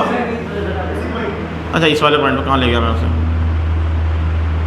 ये, अरे यार बड़ा पहली बार सवाल बनाया, अच्छा सवाल बन गया तो ठीक है। और अब कहानी ठीक है ना। और तो ये ग्राफ आ गया आपका 0 से -π/4 से, वैसे मैं जरूरत नहीं थी -π/4 के लिए, बना लिया तो कोई दिक्कत नहीं है। ये ग्राफ आ गया 3π/4, ये पॉइंट कितना है 3π/4 ही है ना यहाँ। इसके बाद यहाँ वैल्यू कितनी है -1 से 0 में, और -1 से 0 में क्या होता है x+1 हो जाता है, फ्रैक्शनल पार्ट ऑफ x कितना हो जाता है x+1, तो 1 जुड़ जाएगा, तो ये वाला पार्ट क्या जाएगा ऊपर भाग के जाएगा 1 डिस्टेंस से, तो ये पॉइंट आ जाएगा 1 पर, इंक्लूड नहीं होगा मुझे लगता है, ये एग्जैक्टली 1 वैल्यू फ्रैक्शनल पार्ट की होती नहीं है, हाँ ये इंक्लूड यहीं रहेगा, लेकिन इसका ग्राफ स्टार्ट यहाँ से होगा, सही बोल रहा हूँ ना। एक मिनट बताइए कहाँ गया पॉइंट, नहीं ऊपर से ये वाला पॉइंट यहाँ आएगा ना इसके 1 के करस्पॉन्डिंग यहाँ पर, तो लेकिन ये पॉइंट एक्सक्लूड नहीं होगा, एक्सक्लूड होगा, ये इंक्लूड होगा ये। अब यहाँ से ग्राफ कहाँ जाएगा ऐसे ही, बहुत बढ़िया, इसी स्लोप में ऐसा आएगा पाई तक, पाई पॉइंट मान लो यहाँ है, बहुत ही लाजवाब ग्राफ आ गया, लाइन नहीं है कर्व है, जैसा साइन होता है वैसा ही, ये लूप की तरह आ गया यहाँ तक पाई तक, और ये इंक्लूड होगा, ये -1 1 ये 0 हो गया, ये इंक्लूड होगा ये, ठीक है, ये कहानी हो गई, ये पॉइंट जस्ट ऊपर नीचे है एग्जैक्टली ये। इसके बाद फिर वैल्यू कितनी हो गई -1 से -2 के बीच में, तो यहाँ हो जाएगा x+2। अगर आपको याद है फ्रैक्शनल पार्ट ऑफ x में x अगर -2 से -1 में था, ये समझ में आ रहा है कि ऐसे ही बैठे हो, आ रहा है ना, तो x+2, तो जो x का ग्राफ था इसमें 2 ऐड हो जाएगा, तो ऊपर जाएगा कितने से 2 से, वेरी गुड, तो यहाँ हाँ नहीं हाँ ऊपर से स्टार्ट होगा, मतलब x में 2 ऐड हो गए, तो ये वाला पॉइंट 2 डिस्टेंस ऊपर जाएगा, तो -1 की जगह कहाँ जाएगा, यहीं पे आ जाएगा 1 पे यहाँ पर, लेकिन ये इंक्लूड नहीं होगा ग्राफ ये वाला, अब पूरा का पूरा ग्राफ ऊपर चला गया, और ये पॉइंट कहाँ जाएगा +2 जोड़ देंगे, तो इससे बड़ा ऊपर आएगा ना थोड़ा, उससे ऊपर इसके, हाँ तो ये लूप आ जाएगा पूरा ऐसे कैसे, कहाँ तक जाएगा इस पॉइंट तक, ये पाई है ना, पाई से लेके 3π/2 तक ऐसे, तो यहाँ से आएगा ऐसे ग्राफ चला जाएगा, मुझे लगता है ऐसे, सही बनाया है, ये फिर इंक्लूड नहीं होगा, इसकी जगह यहाँ जाएगा ग्राफ, ठीक है। इसके बाद 3π/2 से लेके हाँ 7π/4 में 1 ऐड हो जाए, ये हो जाएगा -1 से 0 में है, तो x+1 हो जाता है, ये 1 से ऊपर चला जाएगा, तो इस पॉइंट पर वैल्यू कितनी थी, ये -1 थी ना, ये चली जाएगी 0 पर, यही पॉइंट आ जाएगा ये वाला, तो यहीं आ जाएगा, ये ऐसे चला जाएगा, सही बना रहा हूँ क्या ऐसे, और इस पॉइंट पे फिर इंक्लूड नहीं होगा, यहाँ फिर 0 हो जाएगा, और 7π/4 से 2π में तो 0 to 1 है, तो वही का वही ग्राफ आ जाएगा ऐसे, मतलब मैक्सिमा नहीं है ये, मैक्सिमा तो और आगे आ जाएगा, लेकिन ऐसा ग्राफ आ जाएगा, दिस पॉइंट इज 2π, ये इंक्लूड नहीं होगा, इंक्लूड तो यहाँ होगा, वाह पीरियोडिक तो ग्राफ हो गई ना, पीरियोडिक तो हम डायरेक्ट समझ जाते हैं, ये फंक्शन पीरियोडिक है और फ्रैक्शनल पार्ट भी पीरियोडिक है, तो दोनों का नेट रिजल्ट तो पीरियोडिक होगा ही होगा, जैसा ग्राफ 2π में बन गया सेम ग्राफ आगे रिपीट करता जाएगा, है बेटा 2π पर ये पॉइंट 1 नहीं है क्या, सारे पॉइंट 1 नहीं तो ये वाले, थोड़ा वो गलती से बन गया होगा, सारे इक्वल है, इतनी अच्छी ड्राइंग मेरी है नहीं, ये सब एक जैसे पॉइंट है, एक ही लेवल पर हैं।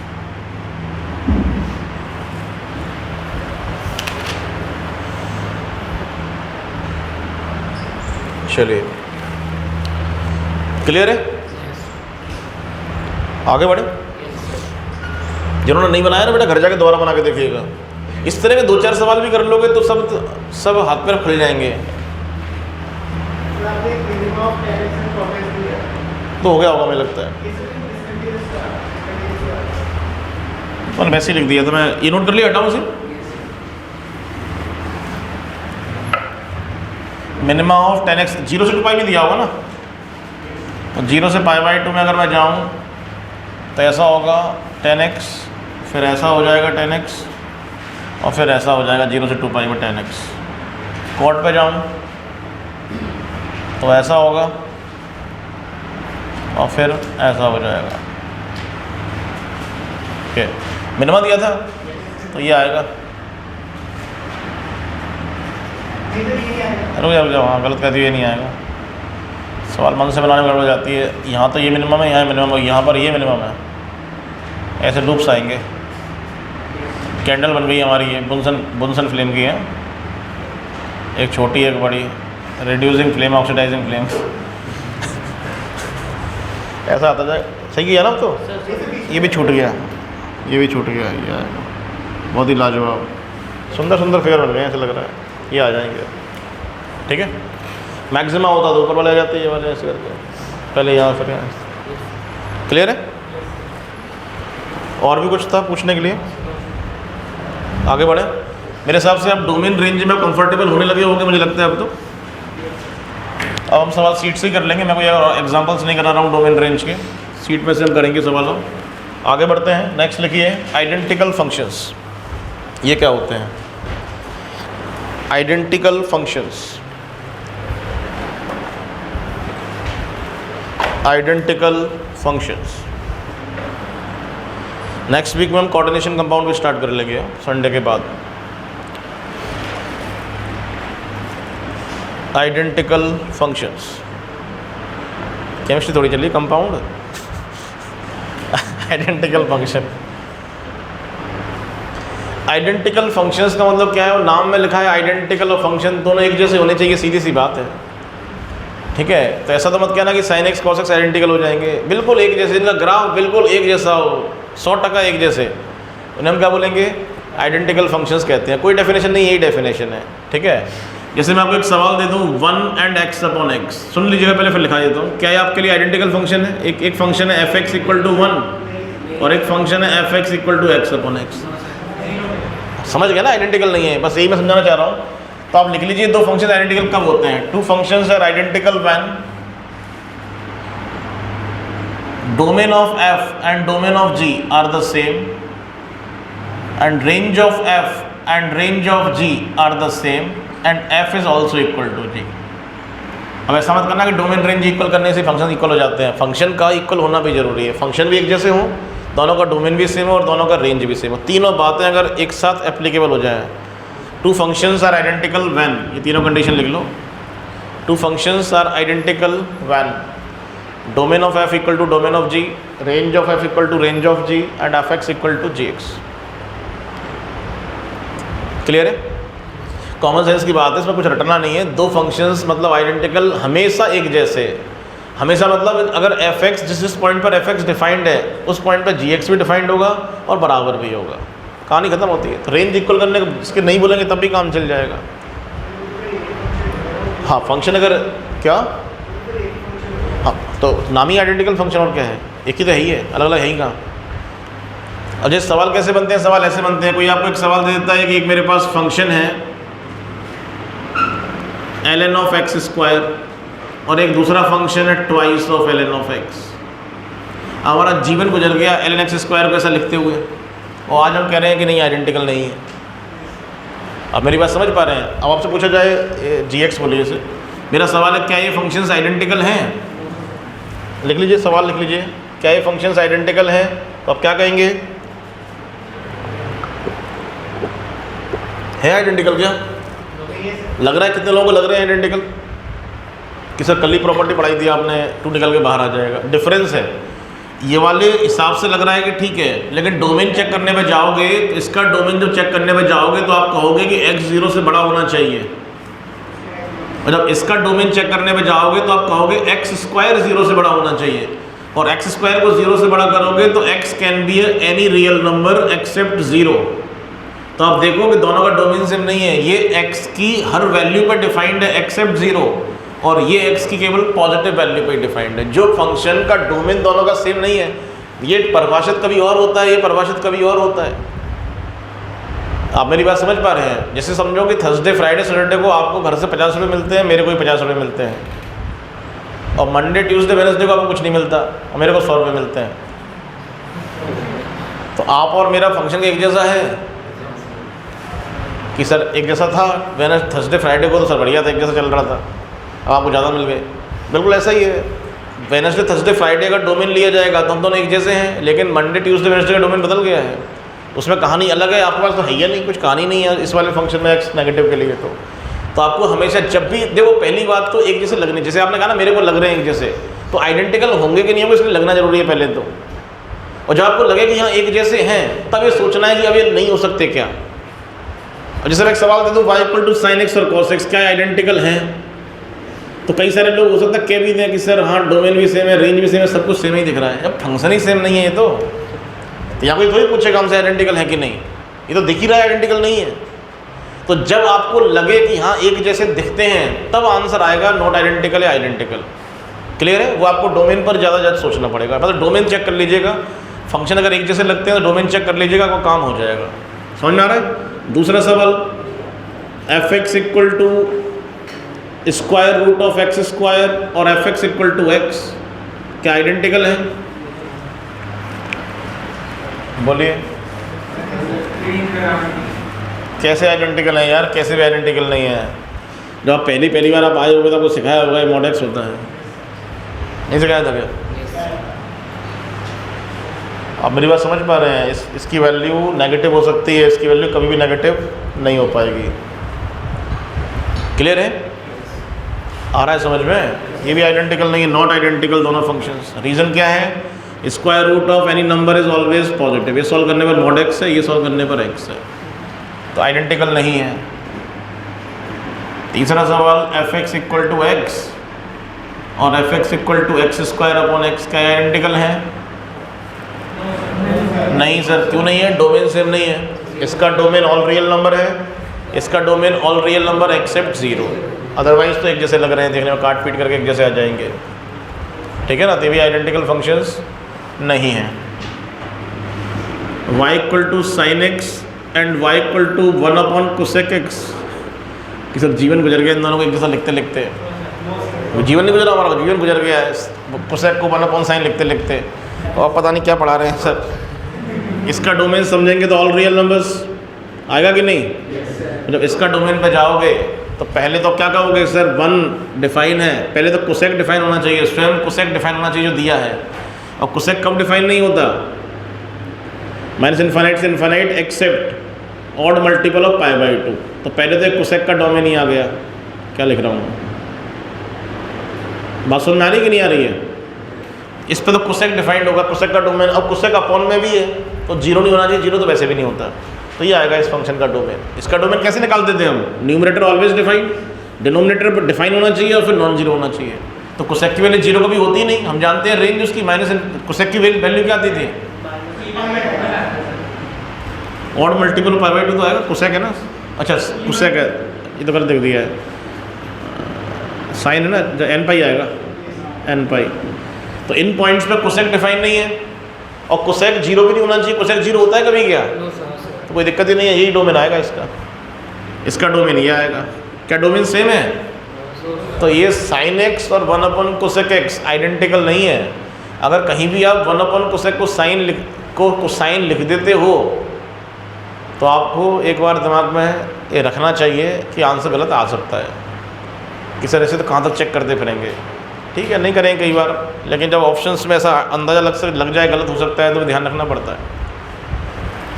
साइन 1 अपॉन कोसेक लिखा है तो साइन लिखने में हमें ऐतराज़ रहेगा, आप ध्यान रखिएगा। हम लिखेंगे लेकिन हम, जैसे मैंने कहा था ना 1 अपॉन एक्स माइनस 2 वाले सवाल में, काट तो दूंगा लेकिन ध्यान रखूंगा एक्स माइनस 2 नॉन जीरो होना चाहिए। वैसे यहाँ सोचना पड़ेगा कोसेक एक्स कभी जीरो नहीं होना चाहिए।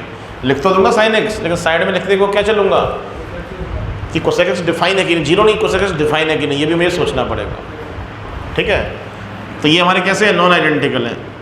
अब जरा ये सवाल दिया जाता तो y equal to cosec x और y equal to 1 upon sine x,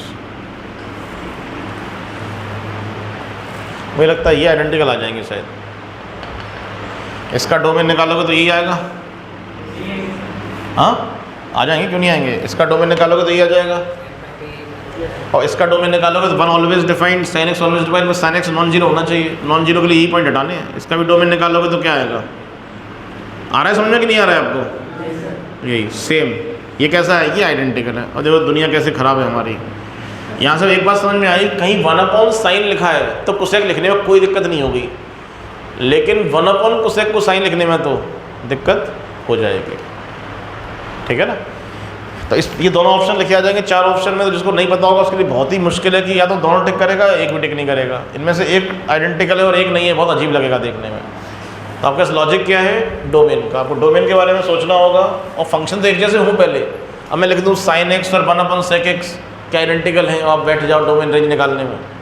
तो ऐसी बेमतलबी काम मत करना। जब ऐसा लग रहा है कि हाँ एक जैसे हैं तभी सोचना है कि है कि नहीं।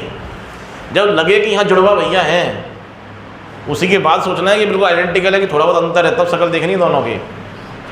अब मेरी बात समझ पा रहे हैं कि अब पहले से ही वैसे ही आपने कुछ देखा नहीं वैसे ही मिलाने बैठ गए, समझ गए मेरी बात को।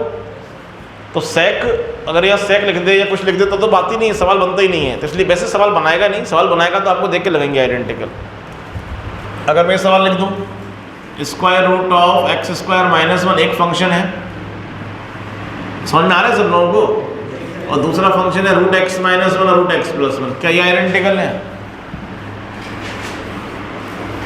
लग तो रहे हैं सब, इसी को फैक्टराइज करके आपने रूट अलग कर दिया है, लेकिन ये भी नहीं है। इसका डोमेन निकालने को जाओगे तो ये ऑल 0 से बड़ा होना चाहिए। ये सॉल्व करने को जाओगे तो -∞ to -1 union 1 to infinity domain आएगा। बोलिए, जब इसका डोमेन निकालने को जाओगे तो आपको ये भी कहना पड़ेगा ये भी पॉजिटिव है और ये भी, तो x - 1 भी 0 से बड़ा होना चाहिए। एंड आएगा x + 1 भी 0 से बड़ा होना चाहिए। तो x 1 से बड़ा होना चाहिए और x - 1 से बड़ा होना चाहिए। इनके बीच में इंटरसेक्शन आएगा तो x 1 से बड़ा होना चाहिए।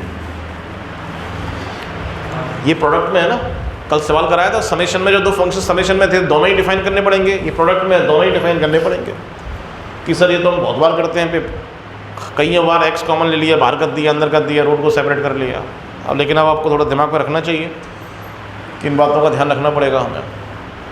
क्लियर? तो गलत है ना वो, तो गलत है ना जो आप कह रहे हो कॉम्प्लेक्स नंबर में, हमने अक्सर बताया था आपको गलत है वो।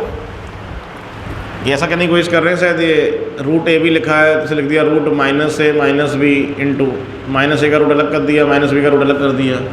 इसे लिख दिया रूट ए आयोटा, इसे लिख दिया रूट बी आयोटा, और रूट ए रूट भी बन गया, आयोटा का स्क्वायर हो गया -1, दोनों बराबर आ गए।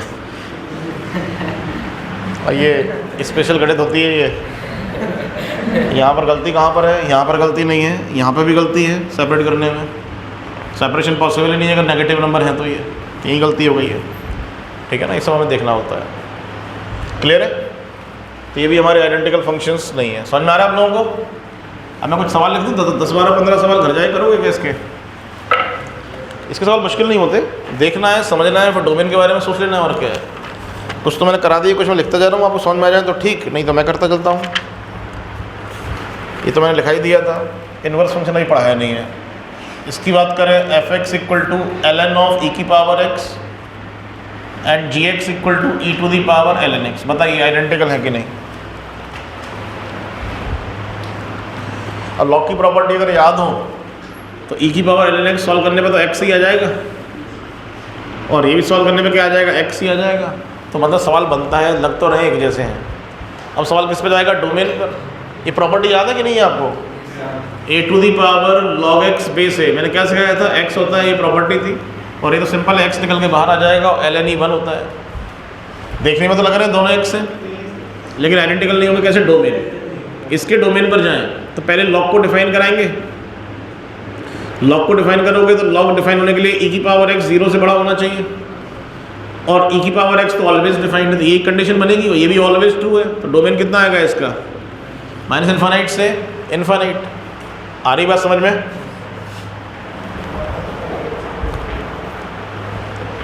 क्लियर है? रखा रहता।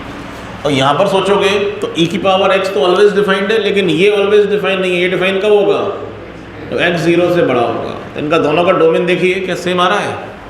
नहीं। इसका मतलब क्या है? ये दोनों फंक्शन लगते तो हैं एक जैसे, लेकिन एक जैसे नहीं है। क्लियर है? कोई दिक्कत नहीं आएगी, तुम तो इक्वल वन ही करोगे, सब दिक्कत क्या आएगी? कभी कभी आंसर जब आ जाते हैं ना, फिर हम कर देते हैं कि ये गलत रूट आ गया है, डेवलप हो गया है। वो डेवलप ही इन्हीं वजह से हो जाते हैं, हम गलतियाँ करते हैं। तो कोई दिक्कत नहीं आएगी फिर अगर नहीं, मिसिंग नहीं होता मोस्ट प्रोबेबली, नए रूट ही आ जाते हैं। वैसे एक सवाल में तो 1/0 की वजह से मिस भी हुआ था। एक लाइन का सवाल था, आपको याद होगा कि लाइन का सवाल हम किए थे, स्लोप निकालने थे, उसमें 2 की जगह एक ही स्लोप आ गया था। ये वाला स्लोप आया ही नहीं था सॉल्व करने पर, इन्फिनिटी वाला। सर सर्कल का पावर टेंजेंट, हाँ, ये वाली लाइन नहीं आई थी, टेंजेंट वाली एक ही आ गई थी। तो इस तरह के सवाल फॉर मुश्किल हो जाते हैं फिर वो। वैसे मैंने अक्सर देखा नहीं है, इस सवाल के अलावा मुझे कोई भी सवाल याद नहीं है जिसमें रूट गायब हो गए हो। ज़्यादातर रूट एक्स्ट्रा आए थे देखे हैं मैंने तो। ठीक है ना, तो रूट एक्स्ट्रा आ जाएंगे तो आपको थोड़ा कभी कभी ऑब्जर्व करना पड़ जाता है कभी कभी। या जैसे मैं आपसे कहता हूँ कोई भी सवाल दिया जाए सबसे पहले डोमेन के बारे में सोच लीजिए। जैसे ये सवाल दिया जाएगा, जैसे एक्स लिख दिया अगर आपने तो साइड में पहले से लिख लोगे एक्स, नेगेटिव आंसर तो हो ही नहीं सकता है।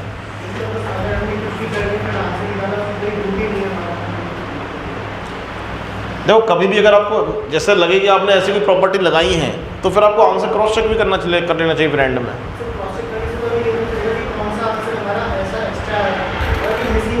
नहीं मिसिंग का नहीं मैं कह रहा हूँ ना, मिसिंग के लिए तो मेरे को मेल लिंक कितना पता कर पाएंगे, वो तो फिर हमें देखना होगा। वैसे मेरे को कोई सवाल भी याद नहीं है, कभी ऐसा सवाल सामने कभी आया नहीं है कि रूट गायब हो गया उस वजह से, एक्स्ट्रा ही आते देखें। ठीक है, एक और फंक्शन लिखूँ, अब ये इन्वर्स नहीं पढ़ा है इसलिए इन्वर्स का सवाल नहीं लिख रहा हूँ। ये आपको दिया जाए सवाल signum of x square plus 1, एक फंक्शन ये है और दूसरा फंक्शन है आपका sign square x plus cos square x. बताइए कि फंक्शन आइडेंटिकल है कि नहीं है, क्या है? ये आइडेंटिकल है कि सर देखने में बिल्कुल एक जैसे नहीं लग रहा है सर। ये ऑलवेज वन आएगा, this is always positive, this is always one for every x, और ये भी फॉर एवरी एक्स वन। और एक्स मतलब डोमेन दोनों का क्या है, ऑल रियल नंबर दोनों का डोमेन है और हमेशा ही दोनों वन हो जाएंगे। आप मेरी बात समझ पा रहे हैं? ये हमेशा वन हो जाएगा क्योंकि ये नंबर फॉर एवरी एक्स, अगर एक्स कोई भी नंबर हो माइनस इन्फाइनाइट से इन्फाइनाइट में, तो ये क्या हो जाएगा आपका पॉजिटिव, पॉजिटिव का सिग्नम वन हो जाएगा। और ये भी हमेशा वन होगा, x can be any real number. तो ये दोनों फंक्शंस कैसे हैं? आइडेंटिकल फंक्शन है।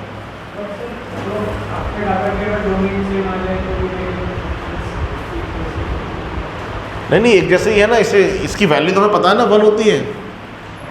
इसकी वैल्यू पता है कि इसकी वैल्यू 1 - 1 कुछ भी हो सकती है, तो बस यही देखना पड़ेगा -1 तो नहीं हो रही, इसकी वैल्यू हमेशा 1 हो रही है, इसकी वैल्यू हमेशा 1 है, तो दोनों एक जैसे हो गए। कोई हमें मूर्ख बना दे, कोई हमारे सामने लिख दे कि greatest integer of fractional part of x, इसकी वैल्यू कितनी आती है, कितना आएगा इसका value, greatest integer of fractional part of x. Fractional part of x की वैल्यू कैसी होती है? 0 से 1 के बीच में, उसका ग्रेटेस्ट इंटीजर कितना हो जाएगा? 0। तो ये जय श्री राम में ऑलवेज 0 है। तो कोई आपको ये फंक्शन दे दे या आपको ये सवाल दे दे, solve this equation, no solution, आपने इतनी जल्दी बोल दिया नो सॉल्यूशन, वरना नॉर्मली तो आप सॉल्व करने बैठते, ग्रेटेस्ट इंटीजर को डिफाइन करें कि फ्रैक्शनल पार्ट डिफाइन करें, किस किस को डिफाइन करें, क्योंकि साफ नज़र आ रहा है ये ऑलवेज 0 है। ठीक है ना, अगर मैं आपको ये सवाल लिख देता, 1 लगा दूँ, 2 लगा दूँ, फिर लगा दूँ फ्रैक्शनल पार्ट, फिर लगा दूँ ग्रेटेस्ट इंटीजर, फिर फ्रैक्शनल पार्ट, ये सब परेशान करने के लिए कुछ नहीं, अब 1 दे दूँ, सॉल्व करो। क्या सॉल्व करूँगा? आंसर अभी बोलोगे नो सॉल्यूशन। कितने भी लगा लो ये ब्रैकेट, क्या फ़र्क पड़ना है, एक ग्रेटेस्ट और एक फ्रैक्शनल पार्ट अगर आ गया तो तबाह हो जाएगा काम इनका, 0 हो ही जाएगा ये।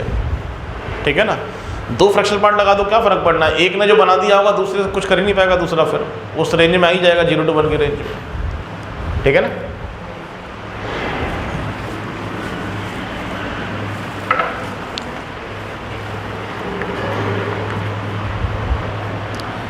ये लिखा हुआ है fx = log e base x और gx = 1 log x base e।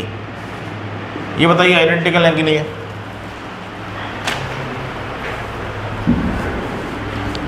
बहुत बड़े सवाल करने के लिए छोटे छोटे सवाल हमको आने चाहिए। कभी मैं सोचना कि मैं बहुत बड़ा सवाल कराऊंगा, 2-2 पेज के सवाल कराऊंगा। चेक कर लेते हैं, यहाँ डोमेन क्या आएगा, यहाँ डोमेन आ जाएगा x पॉजिटिव होना चाहिए और 1 के बराबर नहीं होना चाहिए। देखने में तो बराबर ही लग रहे हैं, बेस चेंज प्रॉपर्टी लगा दी है, ऐसा लग रहा है देखने में तो। ठीक है ना, बेस चेंज प्रॉपर्टी लगा दी है। अब 1/e नीचे आ गया, x ऊपर चला गया। इसके डोमेन पे जाऊंगा तो 1 तो ऑलवेज डिफाइंड है, लॉग डिफाइन होने के लिए x पॉजिटिव होना चाहिए पहली बात, और ये डिनोमिनेटर है, ये नॉन जीरो होना चाहिए। तो 0 कब होता है ये, x = 1 पर, तो x 1 भी नहीं होना चाहिए। आ तो क्या सेम आइडेंटिकल है भैया, ये दोनों फंक्शन क्या हो जाएंगे, आइडेंटिकल हो जाएंगे। क्लियर है? अगर इसका उल्टा लिख देता मैं, उल्टा मतलब fx = log x base e, अब 1 log x बेस e, ये नहीं होता आइडेंटिकल, क्योंकि यहाँ पर x की वैल्यू 1 हो सकती है, यहाँ पर x की वैल्यू 1 नहीं हो सकती है। देख क्यों नहीं उल्टा दिखा देते हैं। दिखा तो देते हैं, दिखाएंगे क्यों नहीं। अब ठीक है, अब भी नहीं होंगे ना ये। हाँ ये x 1 हो सकता है, ये वाला x 1 नहीं हो सकता है, बेस में आ गया है। ये भी तो डिफाइन करना पड़ेगा पूरा, तो ये आइडेंटिकल नहीं होंगे। तो आइडेंटिकल होने के लिए बिल्कुल एक जैसे दिखने चाहिए, और उसके बाद डोमेन फिर आपको मैच कराना पड़ेगा, डोमेन मैच कर रहा है कि नहीं कर रहा है। समझ पा रहे हैं?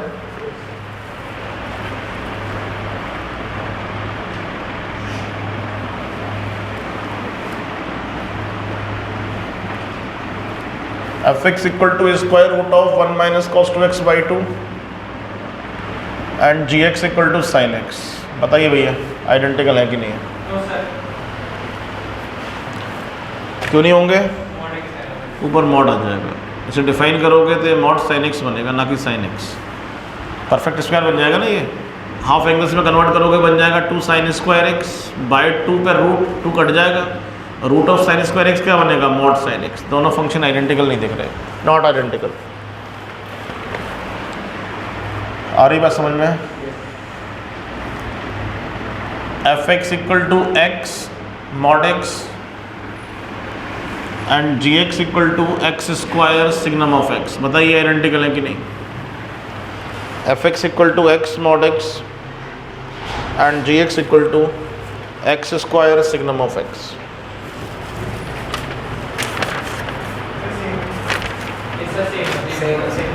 सेम है।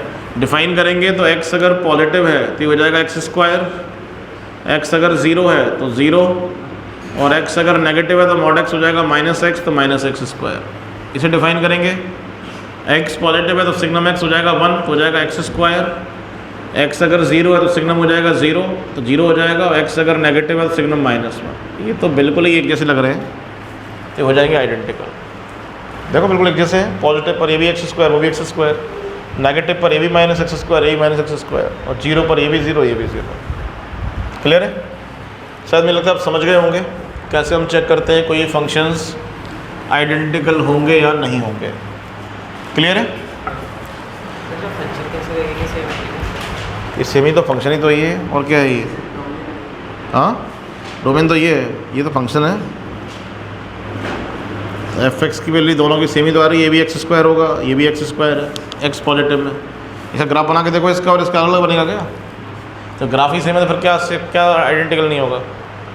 दो फंक्शन का ग्राफ अगर एक जैसा है, फोटो एक जैसी है, तो एक ही आदमी तो होगा नहीं जरूरी नहीं है, यहाँ तो ज़रूरी है। नहीं यहाँ तो ज़रूरी है, यहाँ तो ज़रूरी है। क्लियर है? आप फंक्शन को ये क्यों समझ रहे हैं? डिफाइन कर, ये डिफाइंड नहीं है, ये तो स्पेशल फंक्शन यूज़ करके हमें कंफ्यूज करने की कोशिश करी गई है। असल फंक्शन तो ये है ना। आप फंक्शन बोलोगे तो क्या बोलोगे कि sir positive x square function है, ये अगर आप बनाओगे। आप मेरी बात समझ पा रहे हैं? वैसे ही वहाँ बनने वाला है, सेम नेगेटिव पर सेम ज़ीरो पर, तो आइडेंटिकल हो जाएंगे।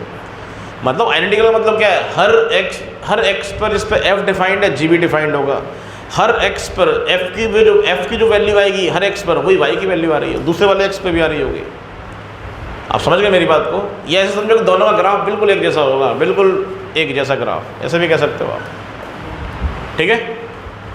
आ रही बात समझ में? अगर मैं आपसे ऐसा ग्राफ बनाऊँ y equal to sine square x plus cos square x का,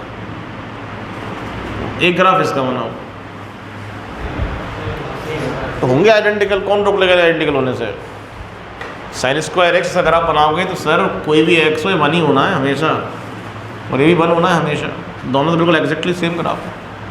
ठीक है ना? इसका पढ़ने का लॉजिक ये है कि हम जो कई सारे फॉर्मूले यूज़ कर लेते हैं, उल्टा कर दिया सीधा कर दिया, एक्स को 1/1/x लिख लिया, ऐसी कलाकारी हम कई बार करते हैं, तो कलाकारी हर बार सही नहीं होती, कुछ पॉइंटों में फंस सकती हैं। तो हमारा दिमाग इसके लिए तैयार हो, मेंटली प्रिपेयर्ड हो कि कुछ गड़बड़ भी हो जाती है। आपने कई बार सवाल देखा होगा, न्यूमरेटर में एक्स लिखा हुआ है, मैं कई बार लिमिट में यूज़ करूँगा, ऐसे उठा के ऐसे लिख दूंगा 1/x, और हम सवाल सॉल्व कर ले जाएंगे। तो ऐसा लिखने में एक गलती है, पहले x की वैल्यू 0 हो सकती थी, अब x की वैल्यू 0 नहीं हो सकती। तो मैंने अपनी साइड से एक ऐसा स्टेप यूज़ कर लिया कि x अब 0 नहीं हो सकता है मेरे सवाल में, लेकिन असल में हो सकता था। तो अगर एग्जामिनर ने x 0 कराया होगा और मैंने इस मेथड सॉल्व किया है तो मेरा आंसर नहीं आएगा। तो ये कुछ कमियां हो जाती हैं, लेकिन और जब मैं सवाल सॉल्व करूंगा तो वो लिखा होगा x टेंड्स टू इन्फिनिटी या कुछ भी लिखा होगा, तो चिंता करने की बात ही नहीं है। जीरो नहीं हो रहा, जीरो है या नहीं। आप मेरी बात समझ पा रहे हैं? क्लियर है? हाँ, इस वाले केस में एक्स जीरो नहीं हो सकता। जैसे आपको एक सवाल दिया जाए एक्स, और एक फंक्शन दिया जाए एक्स और दूसरा फंक्शन दिया जाए 1/1 एक्स। वैसे तो सेम लग रहे हैं दोनों, लेकिन इसका डोमेन ऑल रियल नंबर है, इसका डोमेन एक्स नॉन जीरो है। इसका डोमेन क्या होगा? अपॉन में एक्स आ गया है तो जीरो कभी नहीं होगा, ये डिफाइन होना चाहिए 1/x भी। 1 भी डिफाइन होना चाहिए, ऑलवेज डिफाइंड है। 1/x भी तो डिफाइन होना चाहिए और फिर नॉन जीरो भी होना चाहिए। सारी बातें सोचनी पड़ेंगी। तो इस वाले केस में एक्स जीरो नहीं हो सकता। आएगा तो तब जो होगा, कर भी देंगे क्या? कर ही नहीं सकते, डोमेन में ही नहीं है। ये सवाल वैसे ही तो x/x जैसा आप काट दिए हो, वैसे तो मैंने ऊपर नीचे लिख दिया, और क्या है। आप जो काट दिए हो, जब काटने से पहले आपको उसमें तो काट दिया ना, जरूरत ही क्या सोचने की? अरे जरूरत कैसे नहीं है, जीरो होता तो कैसे काट देते? तो आप जो कह रहे हैं मैं ऊपर ले जाऊँगा, ऊपर ले जाओगे तभी नॉन जीरो होगा, तभी तो ले जाओगे। जीरो को कहाँ ऊपर नीचे करते फिरेंगे हम?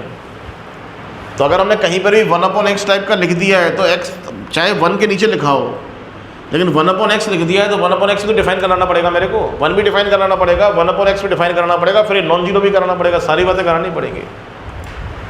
क्लियर है? आपको मेरी बात समझ में आ रही है? तो ये जो फंक्शन है f(x) और g(x)(1), चाहो तो ये भी एग्जाम्पल लिख लो, g(x)(1/1)x। ये फंक्शंस भी कैसे हैं? Not identical. ये फंक्शंस भी आइडेंटिकल नहीं है। जैसे एक एग्जाम्पल लिखा भी है इस टाइप का मेरे पास, f(x)(1/1 + 1/x) एंड g(x)(x/(1)। और ये फंक्शंस आइडेंटिकल नहीं है, क्योंकि जब हमने 1/x दिख रहा है कहीं पर तो ये x जीरो नहीं हो सकता, और यहाँ पर तो x जीरो है तो एक जैसे, वहाँ पर x जीरो भी हो सकता है। डोमेन का अंतर है दोनों में, और ज़रूरी नहीं डोमेन निकालने बैठ जाओ। कोई पॉइंट दिख जाए जो दोनों में मैच नहीं कर रहा है डोमेन का, काम खत्म, सवाल खत्म हो गया। यहाँ दिख रहा है कि जीरो इसके डोमेन में नहीं है और जीरो इसके डोमेन में है, तो फंक्शन आइडेंटिकल तो हो ही नहीं सकते। अब ये क्लियर है? कोई तकलीफ किसी को? तो इस तरीके से हम बात कर सकते हैं कौन कौन से फंक्शंस आइडेंटिकल है, कौन से फंक्शंस आइडेंटिकल नहीं है। ये सवाल दे रखा है, f(x) greatest integer of fractional part of x and g(x) fractional part of greatest integer of x। कहो, दोनों ही आइडेंटिकल हैं, हर वक्त इनकी वैल्यू कितनी है? Zero. Both are zero function, नहीं है क्या माधव? अभी थोड़ी देर पहले किया था, क्या समझ में नहीं आया? तो समझ में नहीं आया, जल्दी बोल देता है। फ्रैक्शनल पार्ट ऑफ x की वैल्यू कैसी होती है? 0 to 1। उसका इंटीजर कितना हो जाएगा? ऑलवेज, ये हो गया always 0। Greatest integer of x कैसा होता है? ग्रेटेस्ट इंटीजर ऑफ x कैसा होता है? रेंज कैसी थी ग्रेटेस्ट इंटीजर ऑफ x की? इंटीजर का फ्रैक्शनल पार्ट कितना होगा? तो क्या समझ में नहीं आया? तो टाइम लो ना, ऐसे कहो ना कि सर एक मिनट टाइम दो, समय दो। नहीं समझ में आया क्यों कहते हो कि सर 1 मिनट रुको, देख लें दो, पहले टाइम लग रहा है देखने में। शुरू में समय लगता है देखने में, ठीक है ना, टाइम लगता है, इसकी कोई चिंता की बात नहीं है। क्लियर है? समय के साथ आपकी स्पीड बढ़ती है देखने की। कई लोग तो साल बाद, 1 साल बाद भी नहीं देख पाएंगे एक जैसे हैं, तो बहुत बड़ी बात थोड़ी है। किसी को अगर मैं अभी देखो यहाँ तो एक आइडिया भी लग रहा है कि सर आइडेंटिकल फंक्शन का सवाल पूछ रहे हैं, कोई अगर ऐसा लिख के दे दे और कह दे कि सॉल्व दिस इक्वेशन, और वो ऑप्शन लिखे हो -5 से ये और -10 से ऐसे, नन ऑफ दीज करके, तो पहली बार तो ये समझ में नहीं आएगा क्या डिफाइन करो। कि सर ने कहा था फर्स्ट डिफाइन द फंक्शन। कई लोग झंडा लेके चलते हैं ना कि सर ने कहा था फर्स्ट डिफाइन द फंक्शन, तो पहले फंक्शन ग्रेटेस्ट इंटीजर डिफाइन करूँ, x 0 से 1 में ऐसे करने बैठ जाएँ, उससे भी आंसर आ जाएगा। मैं ये नहीं कह रहा हूँ, लेकिन थोड़ा बहुत एनालिसिस भी करना आना चाहिए हमको। ग्रेटेस्ट इंटीजर और फ्रैक्शनल पार्ट एक दूसरे आ गए तो ख़त्म कर जाएंगे एक दूसरे को, मुझे लगता है कहानी ख़त्म हो जाएगी। क्लियर है? तो इस तरीके से हम आइडेंटिकल फंक्शंस को देख सकते हैं। दो फंक्शंस बिल्कुल एक जैसे हो, हर x पर आने वाली y की वैल्यू दोनों ही फंक्शन में सेम आनी चाहिए, या दोनों का ग्राफ एग्जैक्टली सेम होना चाहिए, जो एक के ऊपर एक रख दिया जाए तो कवर कर ले पूरा का पूरा ग्राफ। ऐसे अगर तो फंक्शंस होंगे, उन्हें हम क्या बोल देंगे? आइडेंटिकल फंक्शंस कहेंगे। और अगर एक भी पॉइंट इधर उधर हो गया दोनों में तो आइडेंटिकल नहीं कहेंगे। क्लियर है? जैसे मैंने एक ग्राफ बनाया y=1 और एक ग्राफ बना दिया ये। अब कहो कि दोनों आइडेंटिकल है, तो बिल्कुल आइडेंटिकल नहीं है, केवल एक पॉइंट की वजह से, अदरवाइज आइडेंटिकल हो जाते हैं। क्लियर है? किसी को कोई भी तकलीफ़ हो, कोई परेशानी हो तो बोलिए। समझ में आ गया सब लोगों को? तो इस तरीके से हम बात कर सकते हैं आइडेंटिकल फंक्शंस की। एक आर्टिकल हुआ हमारा पूरा। नेक्स्ट आर्टिकल है हमारा काइंड ऑफ फंक्शंस। लिखिए, इस पर सवाल आता है एग्जाम में। Kind KIND, types of function लिख सकते हैं, लेकिन वो 2 बार हो जाएगा। यहाँ पर मैं फंक्शन के अंदर जाना चाहता हूँ, फंक्शन को कैटेगराइज करना चाह रहा हूँ, तो काइंड लिख लीजिए, KIND, काइंड ऑफ फंक्शंस। इस पर सवाल एग्जाम में आता है, अक्सर आता है। फंक्शंस को हम 4 पार्ट में ब्रेक करने की कोशिश करते हैं, मतलब कुछ कैटेगराइज किया है। एक होता है, पहला लिखिए 1 फंक्शन, 1 ONE1 फंक्शन। 11 मत लिख लेना, 1 फंक्शन। अब जो हमने फंक्शन की डेफिनेशन सीखी थी उसमें कुछ केसेस अलग अलग बनाए गए हैं, तो नाम से समझ में आ रहा है 1 फंक्शन हम डिफाइन करते थे सेट A से सेट B के लिए। अगर आपको याद हो तो सेट A के अंदर मान लो कुछ एलिमेंट्स हैं ABCDE, और सेट B में कुछ एलिमेंट है 1 2 3 4 5, और भी ले सकते हैं। तो हमने देखा था कि ये इस तरह की मैपिंग जब मैंने बनाई थी तो मैंने कहा था कि क्या ये फंक्शन होगा, आप बताइए। ये फंक्शन होगा, सिखाया था सेट A का हर एलिमेंट सेट B के साथ एसोसिएट कर रहा है और यूनिकली एसोसिएट कर रहा है। किसी को ऐसा तो नहीं लग रहा कि यूनिक नहीं हो रहा है एसोसिएशन? गड़बड़ हो गई है यहाँ? गड़बड़ नहीं हुई है। इसका एक एलिमेंट 2 के साथ एसोसिएट नहीं कर सकता है, ये 2 एक के साथ कर सकते हैं। सेट A का हर एलिमेंट यूनिकली एसोसिएट करना चाहिए। इतनी बात समझ में आ रही है? लेकिन क्या ये फंक्शन तो है, अब फंक्शन में और अंदर चलेगा, क्या ये 1 फंक्शन है? तो 1 वही होगा, ये वाला होगा 1 ये हो जाएगा 1 एक एलिमेंट एक के साथ, एक एलिमेंट एक के साथ। तो डेफिनेशन क्या हो जाएगी? Different element of set A has different image in set B। Short में लिखे तो लिख सकते हैं different element of set A, ये मैचिंग तो बना ही लीजिएगा। Different element of set A has different image in set B। अगर सेट A के हर एलिमेंट की सेट B में डिफरेंट इमेज होगी तो फंक्शन क्या होगा? 1 होगा। मतलब 2 सेट A के 2 एलिमेंट की भी एक इमेज नहीं होनी चाहिए। क्लियर है? ये क्या होता है? हमारा 1 फंक्शन होता है। Different element of set A has different image in set B। इस तरह की मैपिंग को हम बोलते हैं 1 फंक्शन। नाम से 1 मीन्स सेट A का एक एलिमेंट सेट B के एक ही एलिमेंट से एसोसिएट करेगा, ऐसा होना चाहिए। 2 एलिमेंट एक से नहीं कर सकते। 1 फंक्शन का एक नाम और भी है, इंजेक्टिव फंक्शन। इंजेक्टिव, इंजेक्शन से बना दिया ऐसा लग रहा है। Injective function.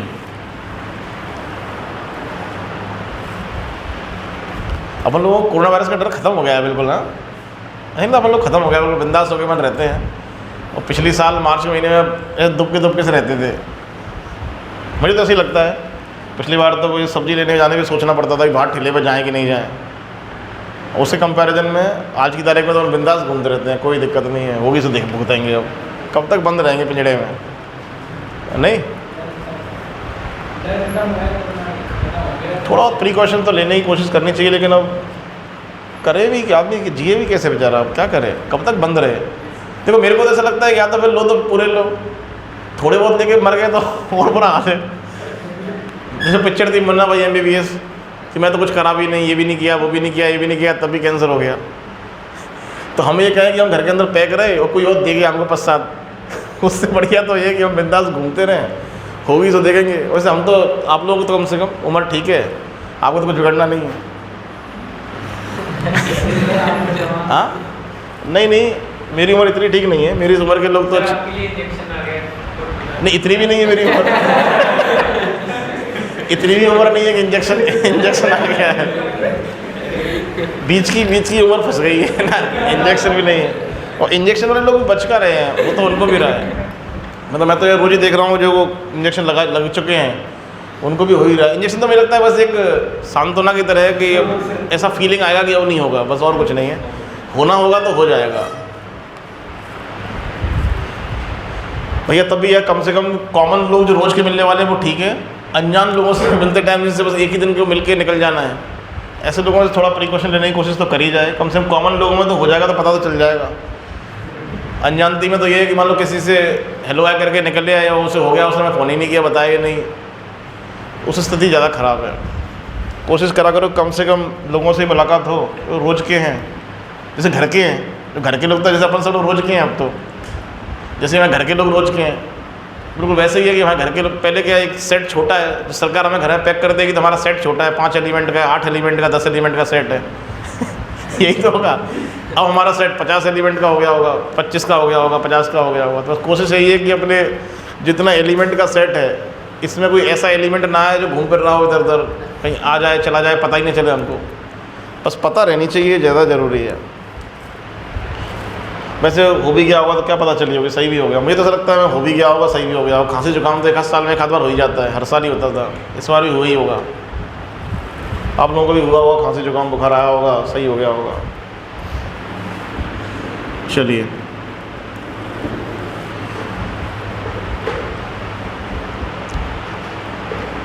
शायद आपको समझ में आ गया होगा 1-1 फंक्शन का मतलब क्या है। अब करना क्या है, इसमें सवाल कैसे करे जाएंगे मैथमेटिकली, क्या ये मैपिंग बनाते तो करेंगे नहीं यहाँ पर, ये इसमें क्या दिक्कत है? इस फंक्शन तो है और सेट है कि हर एलिमेंट का सेट भी में। एक मिनट हो जाइए, हो सकता है ना, क्या दिक्कत है सर, क्या दिक्कत है बनन कहने में? होगी तो 1-1 ही। बनन का मतलब ये सेट ए का एक एलिमेंट एक से एसोसिएट होना चाहिए, हो सकता है, ठीक है ना। मैथमेटिकली कंडीशन क्या हो जाती है इसकी, 3 तरीके से हम चेक कर सकते हैं कि कोई फंक्शन 1-1 होगा कि नहीं होगा।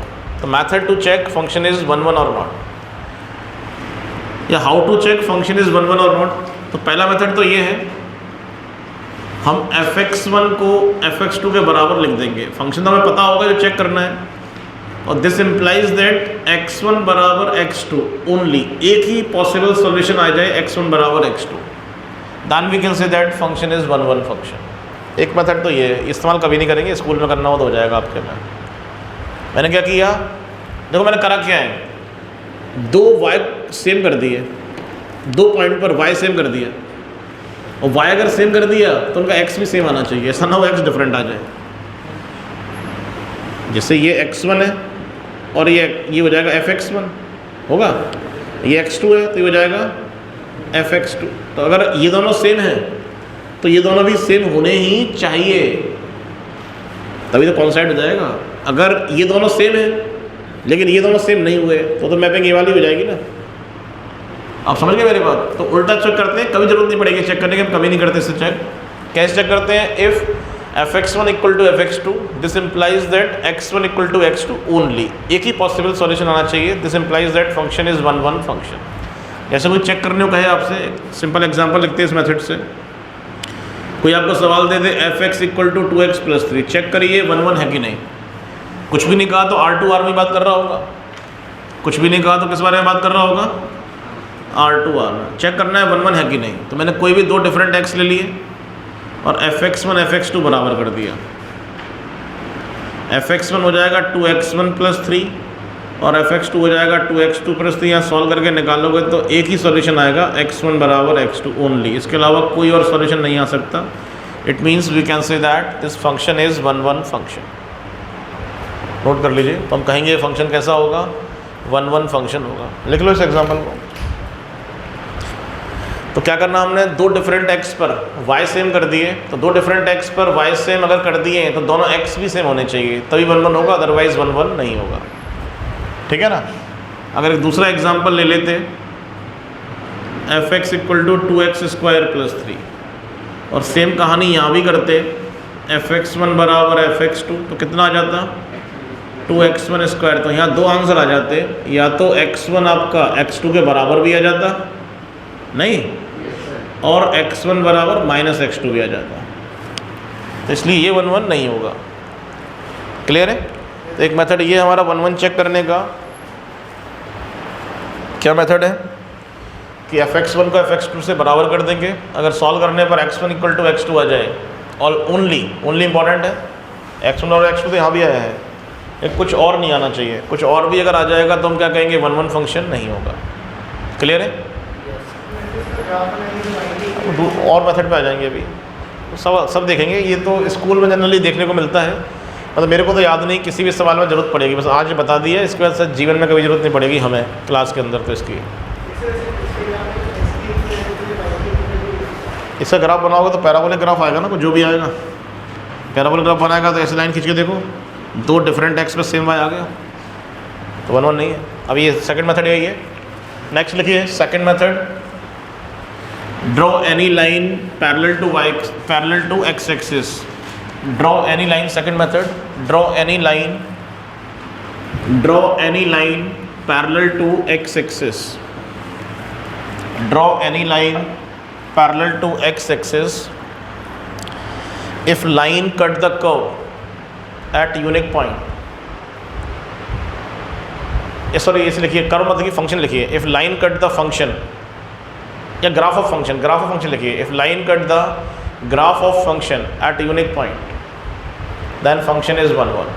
if line cut the graph of function at unique point then function is 1-1। समझ में आ रहा है? क्या पूछा गया आपसे? जैसे मैंने ये ग्राफ दिया, अब आपको देखकर ही समझ में आ गया होगा कि 1-1 नहीं है। क्या ही समझ में आया कि सर इस x पर जो y की वैल्यू आ रही है वो y की वैल्यू इस x पे भी तो आ रही है। 1-1 का मतलब क्या सिखाया था?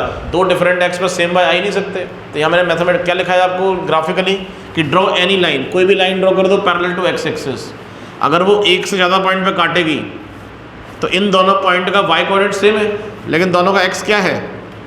डिफरेंट। दो डिफरेंट x पे क्या आ गया? सेम y आ गया।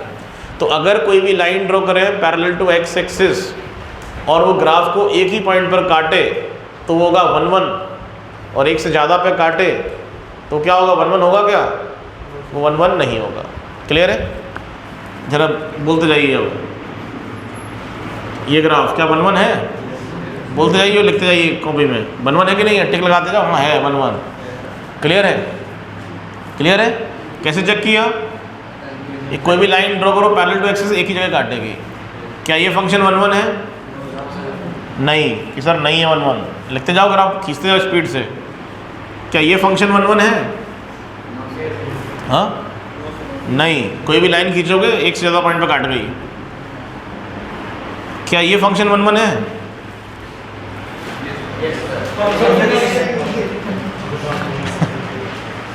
कि सर 1-1 फंक्शन होने के लिए फंक्शन होना भी ज़रूरी है।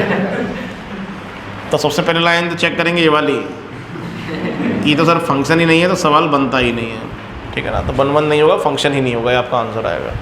जल्दबाजी में लोग भूल जाते हैं फंक्शन से, इनको आदत होती है एक्स के पैरेलल खींचनी है, एक्स के पैरेलल। तो एक्स के पैरेलल खींचने से पहले वाई के पैरेलल भी खींच लेना, नहीं तो एक्स के पैरेलल ही खींचते रह जाओ। ये भी खींच लेना पहले, फंक्शन होना जरूरी है। 1-1 फंक्शन, ऐसा फंक्शन जो 1-1 हो, तो फंक्शन भी हो और 1-1 भी हो। ठीक है ना? क्लियर है? तो फंक्शन, इसलिए मैंने शायद वो वर्ड चेंज किया था, वहाँ पर कर्व की जगह मैंने क्या लिखाया था? Graph of function. फंक्शन के ग्राफ को एक पॉइंट पर काटे, कर्व को एक पॉइंट पर काट जाती तो फंस जाते हैं, इसलिए मैंने चेंज कराया था, ग्राफ ऑफ फंक्शन लिखाया था वहाँ पर। ठीक है? तो किसी का भी ग्राफ अगर आपको पता है तो कोई समस्या की बात ही नहीं है, देख कर ही बोल दोगे कि 1-1 है कि नहीं है। क्लियर है? और ग्राफ भी नहीं पता है, अब और क्या मेथड होगा चेक करने का? तो देखो तीसरा मेथड है, सबसे इम्पोर्टेंट है, इसी को हम अक्सर यूज़ करते हैं सवालों में। सवालों में आज नहीं करेंगे, बस सीख लीजिए। थर्ड मेथड क्या है हमारा? मेथड थर्ड, इसी को यूज़ करना है जनरली एग्जाम्स में। आपको ये सिखाया था कि डेरिवेटिव 0 से बड़ा होता है तो फंक्शन इंक्रीजिंग होता है, और डेरिवेटिव 0 से छोटा होता है तो फंक्शन डिक्रीजिंग होता है। इक्वल टू 0 पे कुछ तकलीफें आती हैं, अभी मैं आपको याद करा दूंगा एक बात। अभी आप एक नियम याद कर लीजिएगा, वो एक्सप्लेन हम करेंगे, चाहो तो एक्सप्लेन भी कर दूंगा, पता नहीं आप समझ पाएंगे कि नहीं समझ पाएंगे, अभी ट्राई कर लेंगे। तो अगर 1-1 चाहिए तो इसका मतलब क्या है कि ग्राफ लौट के नहीं आएगा। ग्राफ जो लौट के आइए, लौटेगा तभी तो दो डिफरेंट एक्स पे सेम वाई आएगा। ग्राफ अगर लौटा ही नहीं, ना जा रहा है वहाँ चला ही जाए, तो सेम ई वाली वैल्यू दोबारा रिपीट कैसे होगी? वाई की वैल्यू रिपीट होने के लिए ग्राफ को लौटना तो पड़ेगा, या नीचे से लौटे या ऊपर से लौटे, कहीं से लौटना तो पड़ेगा। ग्राफ लौट ही नहीं रहा, हमने चालू किया ऊपर से खींचे चले जा रहे हो, ऊपर ही भगे चले जा रहे हो। एक मिनट हो जाइए, डेरिवेटिव की बात में करेंगे, पहले जो मैं कह रहा हूँ सुन लीजिए। अगर ग्राफ ऊपर चला बढ़ता जा रहा है तो क्या किसी भी 2x पर सेम बाय आ पाएगा? नहीं।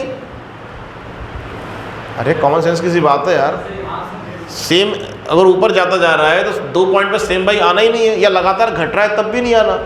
तो अगर मैं ऐसा कह दूं कि in the complete domain graph is either increasing और डिक्रीजिंग, मतलब या तो इंक्रीजिंग होगा पूरे डोमेन में या पूरी तरह से क्या होगा, डिक्रीजिंग होगा, then we can say that function is 1 1 function.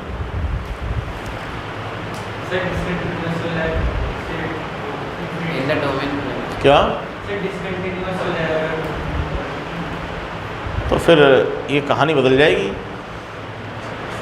फिर डेरिवेटिव वाला मेथड लगाने से पहले ग्राफिकली अप्रोच करना पड़ेगा, ग्राफ बनाना पड़ेगा। फिर आपको डेरिवेटिव का यूज़ अगर आप कहीं भी कर रहे हो तो आपने मान रखा है कि कंटिन्यूस डिफरेंशिएबल है, तभी तो ग्राफ बना रहे, तभी तो आप डेरिवेटिव करते हो।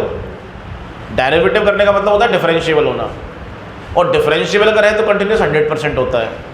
तो कहीं भी अगर आप डेरिवेटिव के मेथड्स यूज़ करते हो तो आपने प्री एज्यूम कर रखा होता है कंटिन्यूस डिफरेंशिएबल तो होगा ही होगा। क्या हमने उस इंटरवल में किया होगा, उस पॉइंट पे किया होगा जहाँ डिफरेंशिएबल होगा। अगर कहीं भी हमने डेरिवेटिव किया है पहले, इंक्रीजिंग या डिक्रीजिंग है, तो इनकी समस्या ये है ना, जैसे देखो ऐसा कुछ कह रहे हैं, जैसे ये ग्राफ इंक्रीजिंग है, ऐसा कुछ ग्राफ बना देना, जैसे ये चलिए तो 1 1 आ जाएगा मुझे लगता है। ये ग्राफ डिक्रीजिंग है और ये ग्राफ भी डिक्रीजिंग है, ये तो आ गया 1 1 ना। हाँ अच्छा, ऐसा मान लें कि ये इधर इन्फिनिटी वैल्यू 1 को अप्रोच करके ऐसा ग्राफ बना दो, तो अभी 1 1 कहाँ पाएगा? डिक्रीजिंग तो ऑलवेज है, डिक्रीजिंग ये भी है, डिक्रीजिंग ये भी है, लेकिन लाइन तो 2 पॉइंट में काट सकती है। तो आप लिख लो फॉर कंटिन्यूस फंक्शंस, ऐसे कर लो, लैंग्वेज को चेंज कर लो। थर्ड मेथड क्या है, अब मैं बता देता हूँ। थर्ड मेथड क्या है कि अगर 1 1 कब होगा, इफ़ आइदर ऑलवेज, आप ऐसा करो, डेरिवेटिव भूल जाओ अभी, आप ऐसे लिखो 1 1 कब होगा, in the domain always increasing, तो 1 1 हो जाएगा, या in the domain always decreasing, तो 1 1 हो जाएगा। क्लियर है? In the domain always increasing ऐसा हो जाए तब भी कोई दिक्कत नहीं है। और अभी अब ब्रैकेट में जाओ लिख लीजिए, अभी हम कंटिन्यूस फंक्शंस की बात कर रहे हैं, तो ऑलवेज इंक्रीजिंग कंडीशन ये है। देखिए ये सब एओडी का पार्ट आ गया, एप्लीकेशन ऑफ डेरिवेटिव का, तो इसलिए मेरे को थोड़ा अनईजी लग रहा है अभी आपको एक्सप्लेन करने में, लेकिन मैं कोशिश करता हूँ करने की। अभी यहाँ पे मान लो हम जब एओडी पढ़ेंगे तो ज़्यादा बेहतर बात करेंगे, हमेशा केस डिस्कस करेंगे, कंटिन्यूटी में अलग, डिफरेंशिएबिलिटी में अलग, इस तरह से अलग अलग बातें करेंगे। अभी मैं इस तरह से नहीं कर रहा हूँ। मैंने क्या कहा कि अगर मैं कहीं से भी ये प्रूफ कर लूँ कि मेरा फंक्शन कंटिन्यूस है और ऑलवेज इंक्रीजिंग है, तो 1 1 हो जाएगा इन द डोमेन, और वो कंटिन्यूस है और ऑलवेज डिक्रीजिंग है तब भी 1 1 हो जाएगा। तो इंक्रीजिंग की कंडीशन तो ये होती है, डेरिवेटिव 0 से बड़ा हो जाए तो इंक्रीजिंग हो जाएगा। आपको भी ऐसा कोई सवाल, अभी ये मान लो कि ऐसा कोई सवाल नहीं मिलेगा जो डिसकंटिन्यूस हो। इस तरह के सवाल अगर आएंगे तो आप एओडी पढ़ चुके होगे, तो फिर आप हैंडल कर लोगे उनको। अभी ये मान लो कि कंटिन्यूटी के बारे में सोचना ही नहीं है, तो ग्राफ अगर ऑलवेज इंक्रीजिंग हो जाए तो 1 1, ऑलवेज डिक्रीजिंग हो जाए तो 1 1। यहाँ पर बस एक दिक्कत आती है, वो मैं आपको अभी याद कराने की कोशिश करता हूँ। ग्राफ कुछ पॉइंट पर अगर 0 हो, आपने यहाँ देखा पूछा नहीं आपने मुझसे पहले कभी कि डेरिवेटिव 0 से बड़ा है तो इंक्रीजिंग है, डेरिवेटिव 0 से छोटा है तो डिक्रीजिंग है। जैसे डेरिवेटिव 0 होगा तो क्या होगा, डेरिवेटिव 0 हो रहा होगा जैसे मुड़ रहा होगा, ये मैक्सिमा का पॉइंट आएगा या मिनिमा का पॉइंट आएगा। लेकिन एक तकलीफ और आती है जो मैंने आपको शायद उसने बना के दिखाया था, पॉइंट ऑफ इन्फ्लेक्शन x³ में। यहाँ देखो ऐसा बनाया था x³ का ग्राफ मैंने आपको। अब यहाँ पर आप डेरिवेटिव निकालोगे x³ में तो वो 0 आ जाता है और फंक्शन यहाँ भी इंक्रीजिंग होता है। तो मैं एक बात ये कहना चाह रहा हूँ कि डेरिवेटिव की वैल्यू किसी पॉइंट पर इंटरवल में नहीं, एट सम डिस्क्रीट पॉइंट्स, अगर कुछ डिस्क्रीट पॉइंट्स पर डेरिवेटिव की वैल्यू 0 है तो उस पॉइंट पर ग्राफ इंक्रीजिंग डिक्रीजिंग भी हो सकता है। तो अभी आपके लिए याद करना है आपको ये कि if derivative is 0 at some point a बराबर, मान लो किसी भी a पॉइंट पर डेरिवेटिव 0 है, या ABCD कई सारे पॉइंट लिख लेता हूँ, ये लैंग्वेज में लिख लीजिए, if derivative is 0 at some discrete point. ये समझ में नहीं आया तो अभी आप याद करिएगा, ठीक है ना, ये बहुत आगे की बात कर रहे हैं, एओडी का यूज़ हो रहा है। If derivative is 0 at some discrete point, तो मान लो ये 3 पॉइंट दिख गए मुझे जहाँ डेरिवेटिव 0 है। मैं यहाँ से एक लाइन कहना चाह रहा हूँ कि डेरिवेटिव अगर किसी पॉइंट पर 0 है तब भी ग्राफ इंक्रीजिंग भी हो सकता है, डिक्रीजिंग भी हो सकता है। आप एक्स क्यू को सोचो ना, देखो इंक्रीजिंग का डेफिनेशन एक ही होता है कि वैल्यू बढ़नी चाहिए। आप एक्स क्यू के बारे में सोचो, जीरो पर वैल्यू कितनी आएगी, जीरो।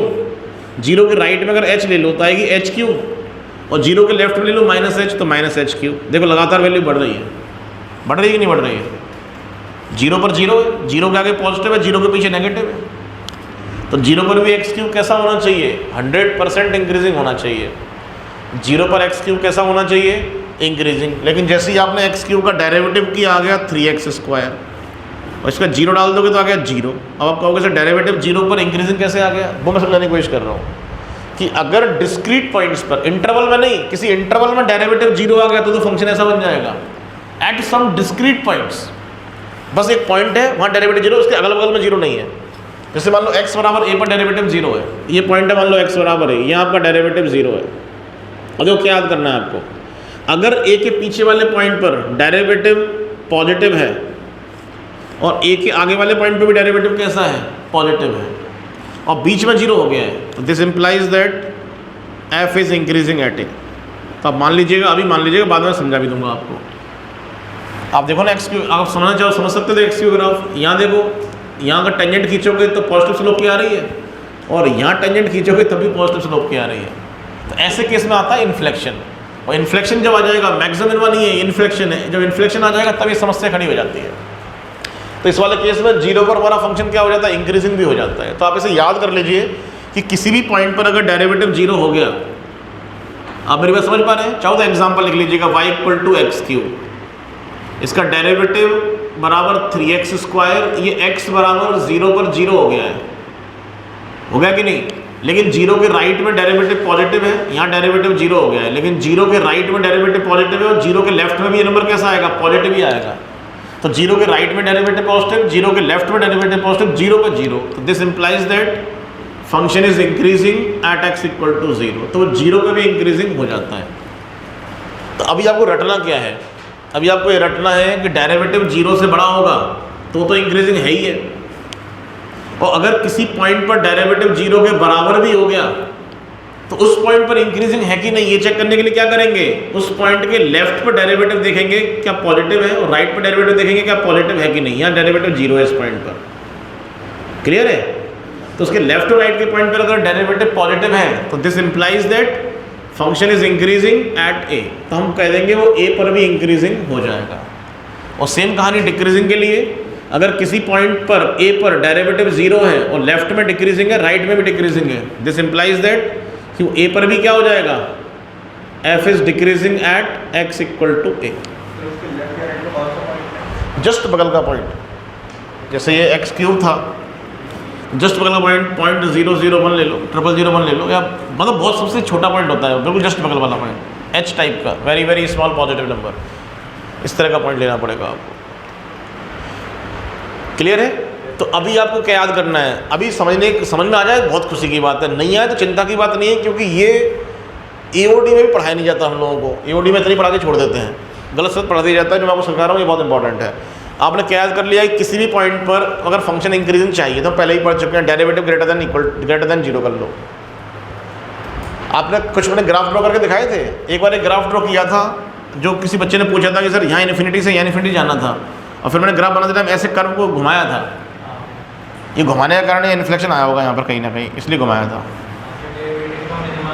इन्फ्लेक्शन आएगा ही आएगा यहाँ पर, इन्फ्लेक्शन नहीं आएगा तो कर्व घूमेगा नहीं, ये घूमना ही होता है इन्फ्लेक्शन। और बिना घुमाए कर्व बना नहीं पा रहा था मैं, तो मैंने कहा था कि घूमेगा नहीं घूमेगा बाद में डिस्कशन करेंगे। तो यहाँ इन्फ्लेक्शन आया होगा, इन्फ्लेक्शन का मतलब यही वाला पॉइंट होगा। यहाँ पर डेरिवेटिव जीरो नहीं है, इन्फ्लेक्शन इस वाले में, इन्फ्लेक्शन में डेरिवेटिव जीरो है इस वाले केस में। ये और बढ़िया इन्फ्लेक्शन है, यहाँ तो डेरिवेटिव की कुछ वैल्यू आ रही होगी। अभी आपको क्या याद रखना है, अभी आपको याद रखना है कि डेरिवेटिव जीरो से बड़ा है, इंटरवल के अंदर इंक्रीजिंग, छोटा है डिक्रीजिंग। अगर किसी पॉइंट पर, डिस्क्रीट पॉइंट्स पर, इंटरवल में नहीं, किसी पॉइंट पर अगर डेरिवेटिव जीरो हो जाए तो उस पॉइंट पर भी फंक्शन इंक्रीजिंग हो सकता है। पता कैसे करेंगे, उसके पीछे क्या वो इंक्रीजिंग है, और उसके आगे भी अगर इंक्रीजिंग है और पीछे भी इंक्रीजिंग है तो मान लेंगे उस पॉइंट पे भी क्या हो जाएगा, इंक्रीजिंग हो जाएगा। आप समझ गए मेरी बात?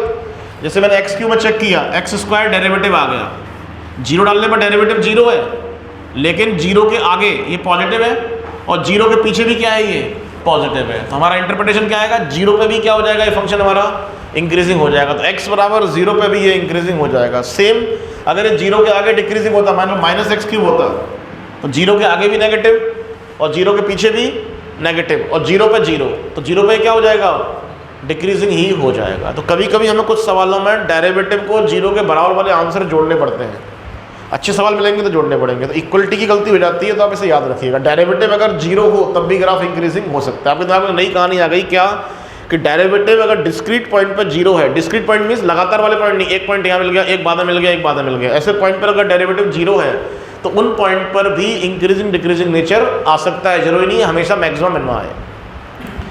तो अगर कैसे इंक्रीजिंग कब आएगा, जब उसके पहले भी इंक्रीजिंग, आगे आगे पीछे दोनों तरफ इंक्रीजिंग और बीच में जीरो, तो जीरो वाले पॉइंट पे भी क्या होगा, इंक्रीजिंग ही होगा।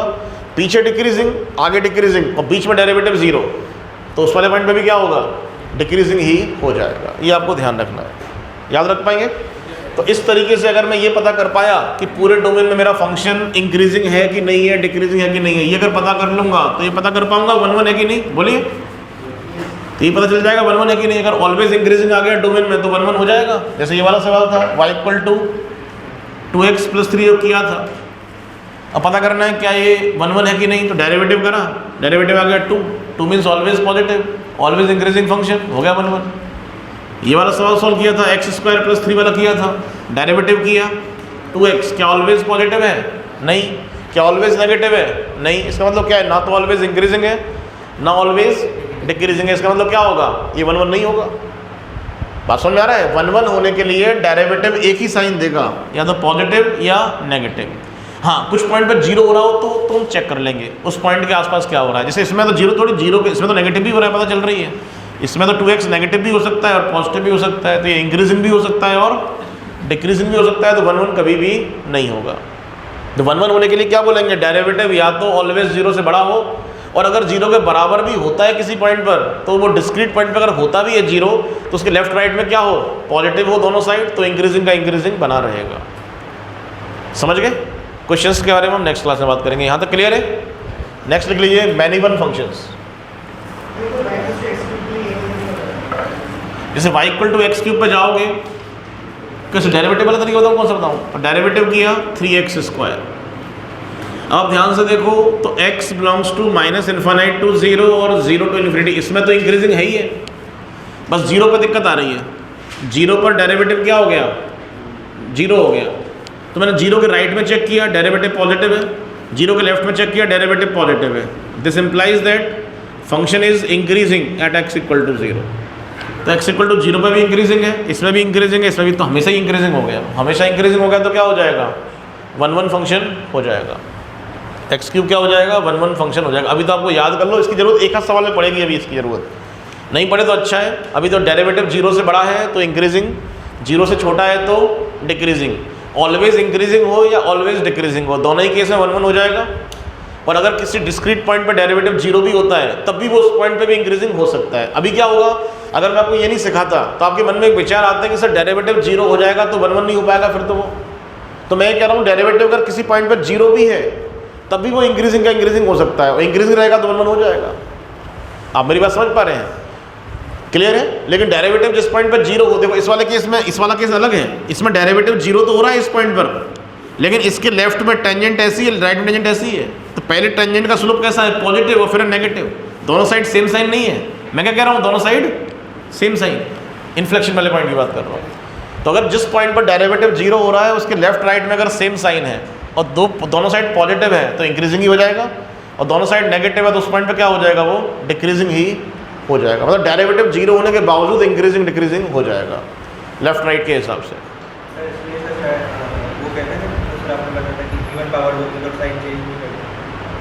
हाँ, नहीं तो इवन पावर का साइन चीज तो नहीं हो रहा है यहाँ पर, उसी से हमने पता किया पॉजिटिव है, पॉजिटिव है। नहीं नहीं, वो तो हमारा नॉर्मली हम देख के समझ में आ रहा है, इवन पावर में साइन चेंज नहीं होगा, वो इससे कनेक्ट नहीं है। यहाँ तो अलग कन्फ्यूजन अलग है। डेरिवेटिव जीरो होगा तो क्या होगा, जैसे आपसे मैं कहूँ डेरिवेटिव जीरो है तब क्या कहोगे कि सर वहाँ तो कांस्टेंट हो जाना चाहिए फंक्शन, लेकिन मैं कहूँ एक ही पॉइंट पर डेरिवेटिव जीरो है, इंटरवल में तो ठीक है कांस्टेंट हो जाएगा। एक पॉइंट पर डेरिवेटिव जीरो, तो एक पॉइंट पर कांस्टेंट कैसे बनाऊँ मैं, सिंगल पॉइंट पर कैसे दिखाऊँ कांस्टेंट। कांस्टेंट के लिए 2 पॉइंट तो चाहिए, दोनों बराबर हैं। सिंगल पॉइंट पे कैसे करूँ क्वेश्चन, एक तकलीफ आ गई है। तो एक सिंगल जिस पॉइंट पे डेरिवेटिव जीरो है वहाँ ग्राफ इंक्रीजिंग भी हो सकता है। मैं अगर आपसे कहूँ कि डेरिवेटिव जीरो है, आपने फिजिक्स में सीखा होगा डेरिवेटिव जीरो मतलब मैक्सिमा मिनिमा, ये पढ़ा है ना आपने।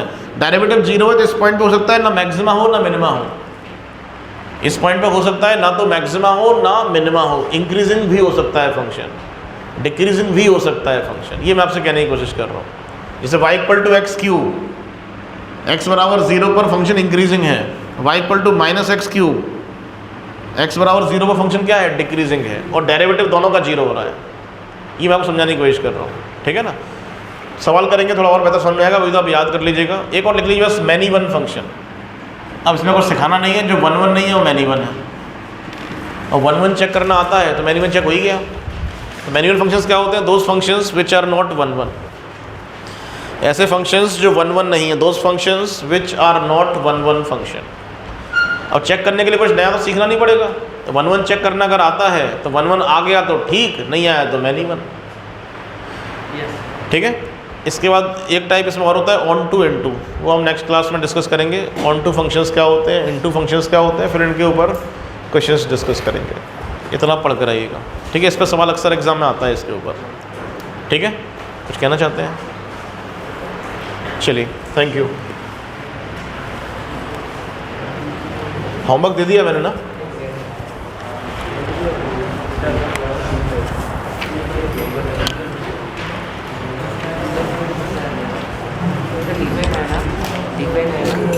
हाँ, 2 सवाल दिए ना, D3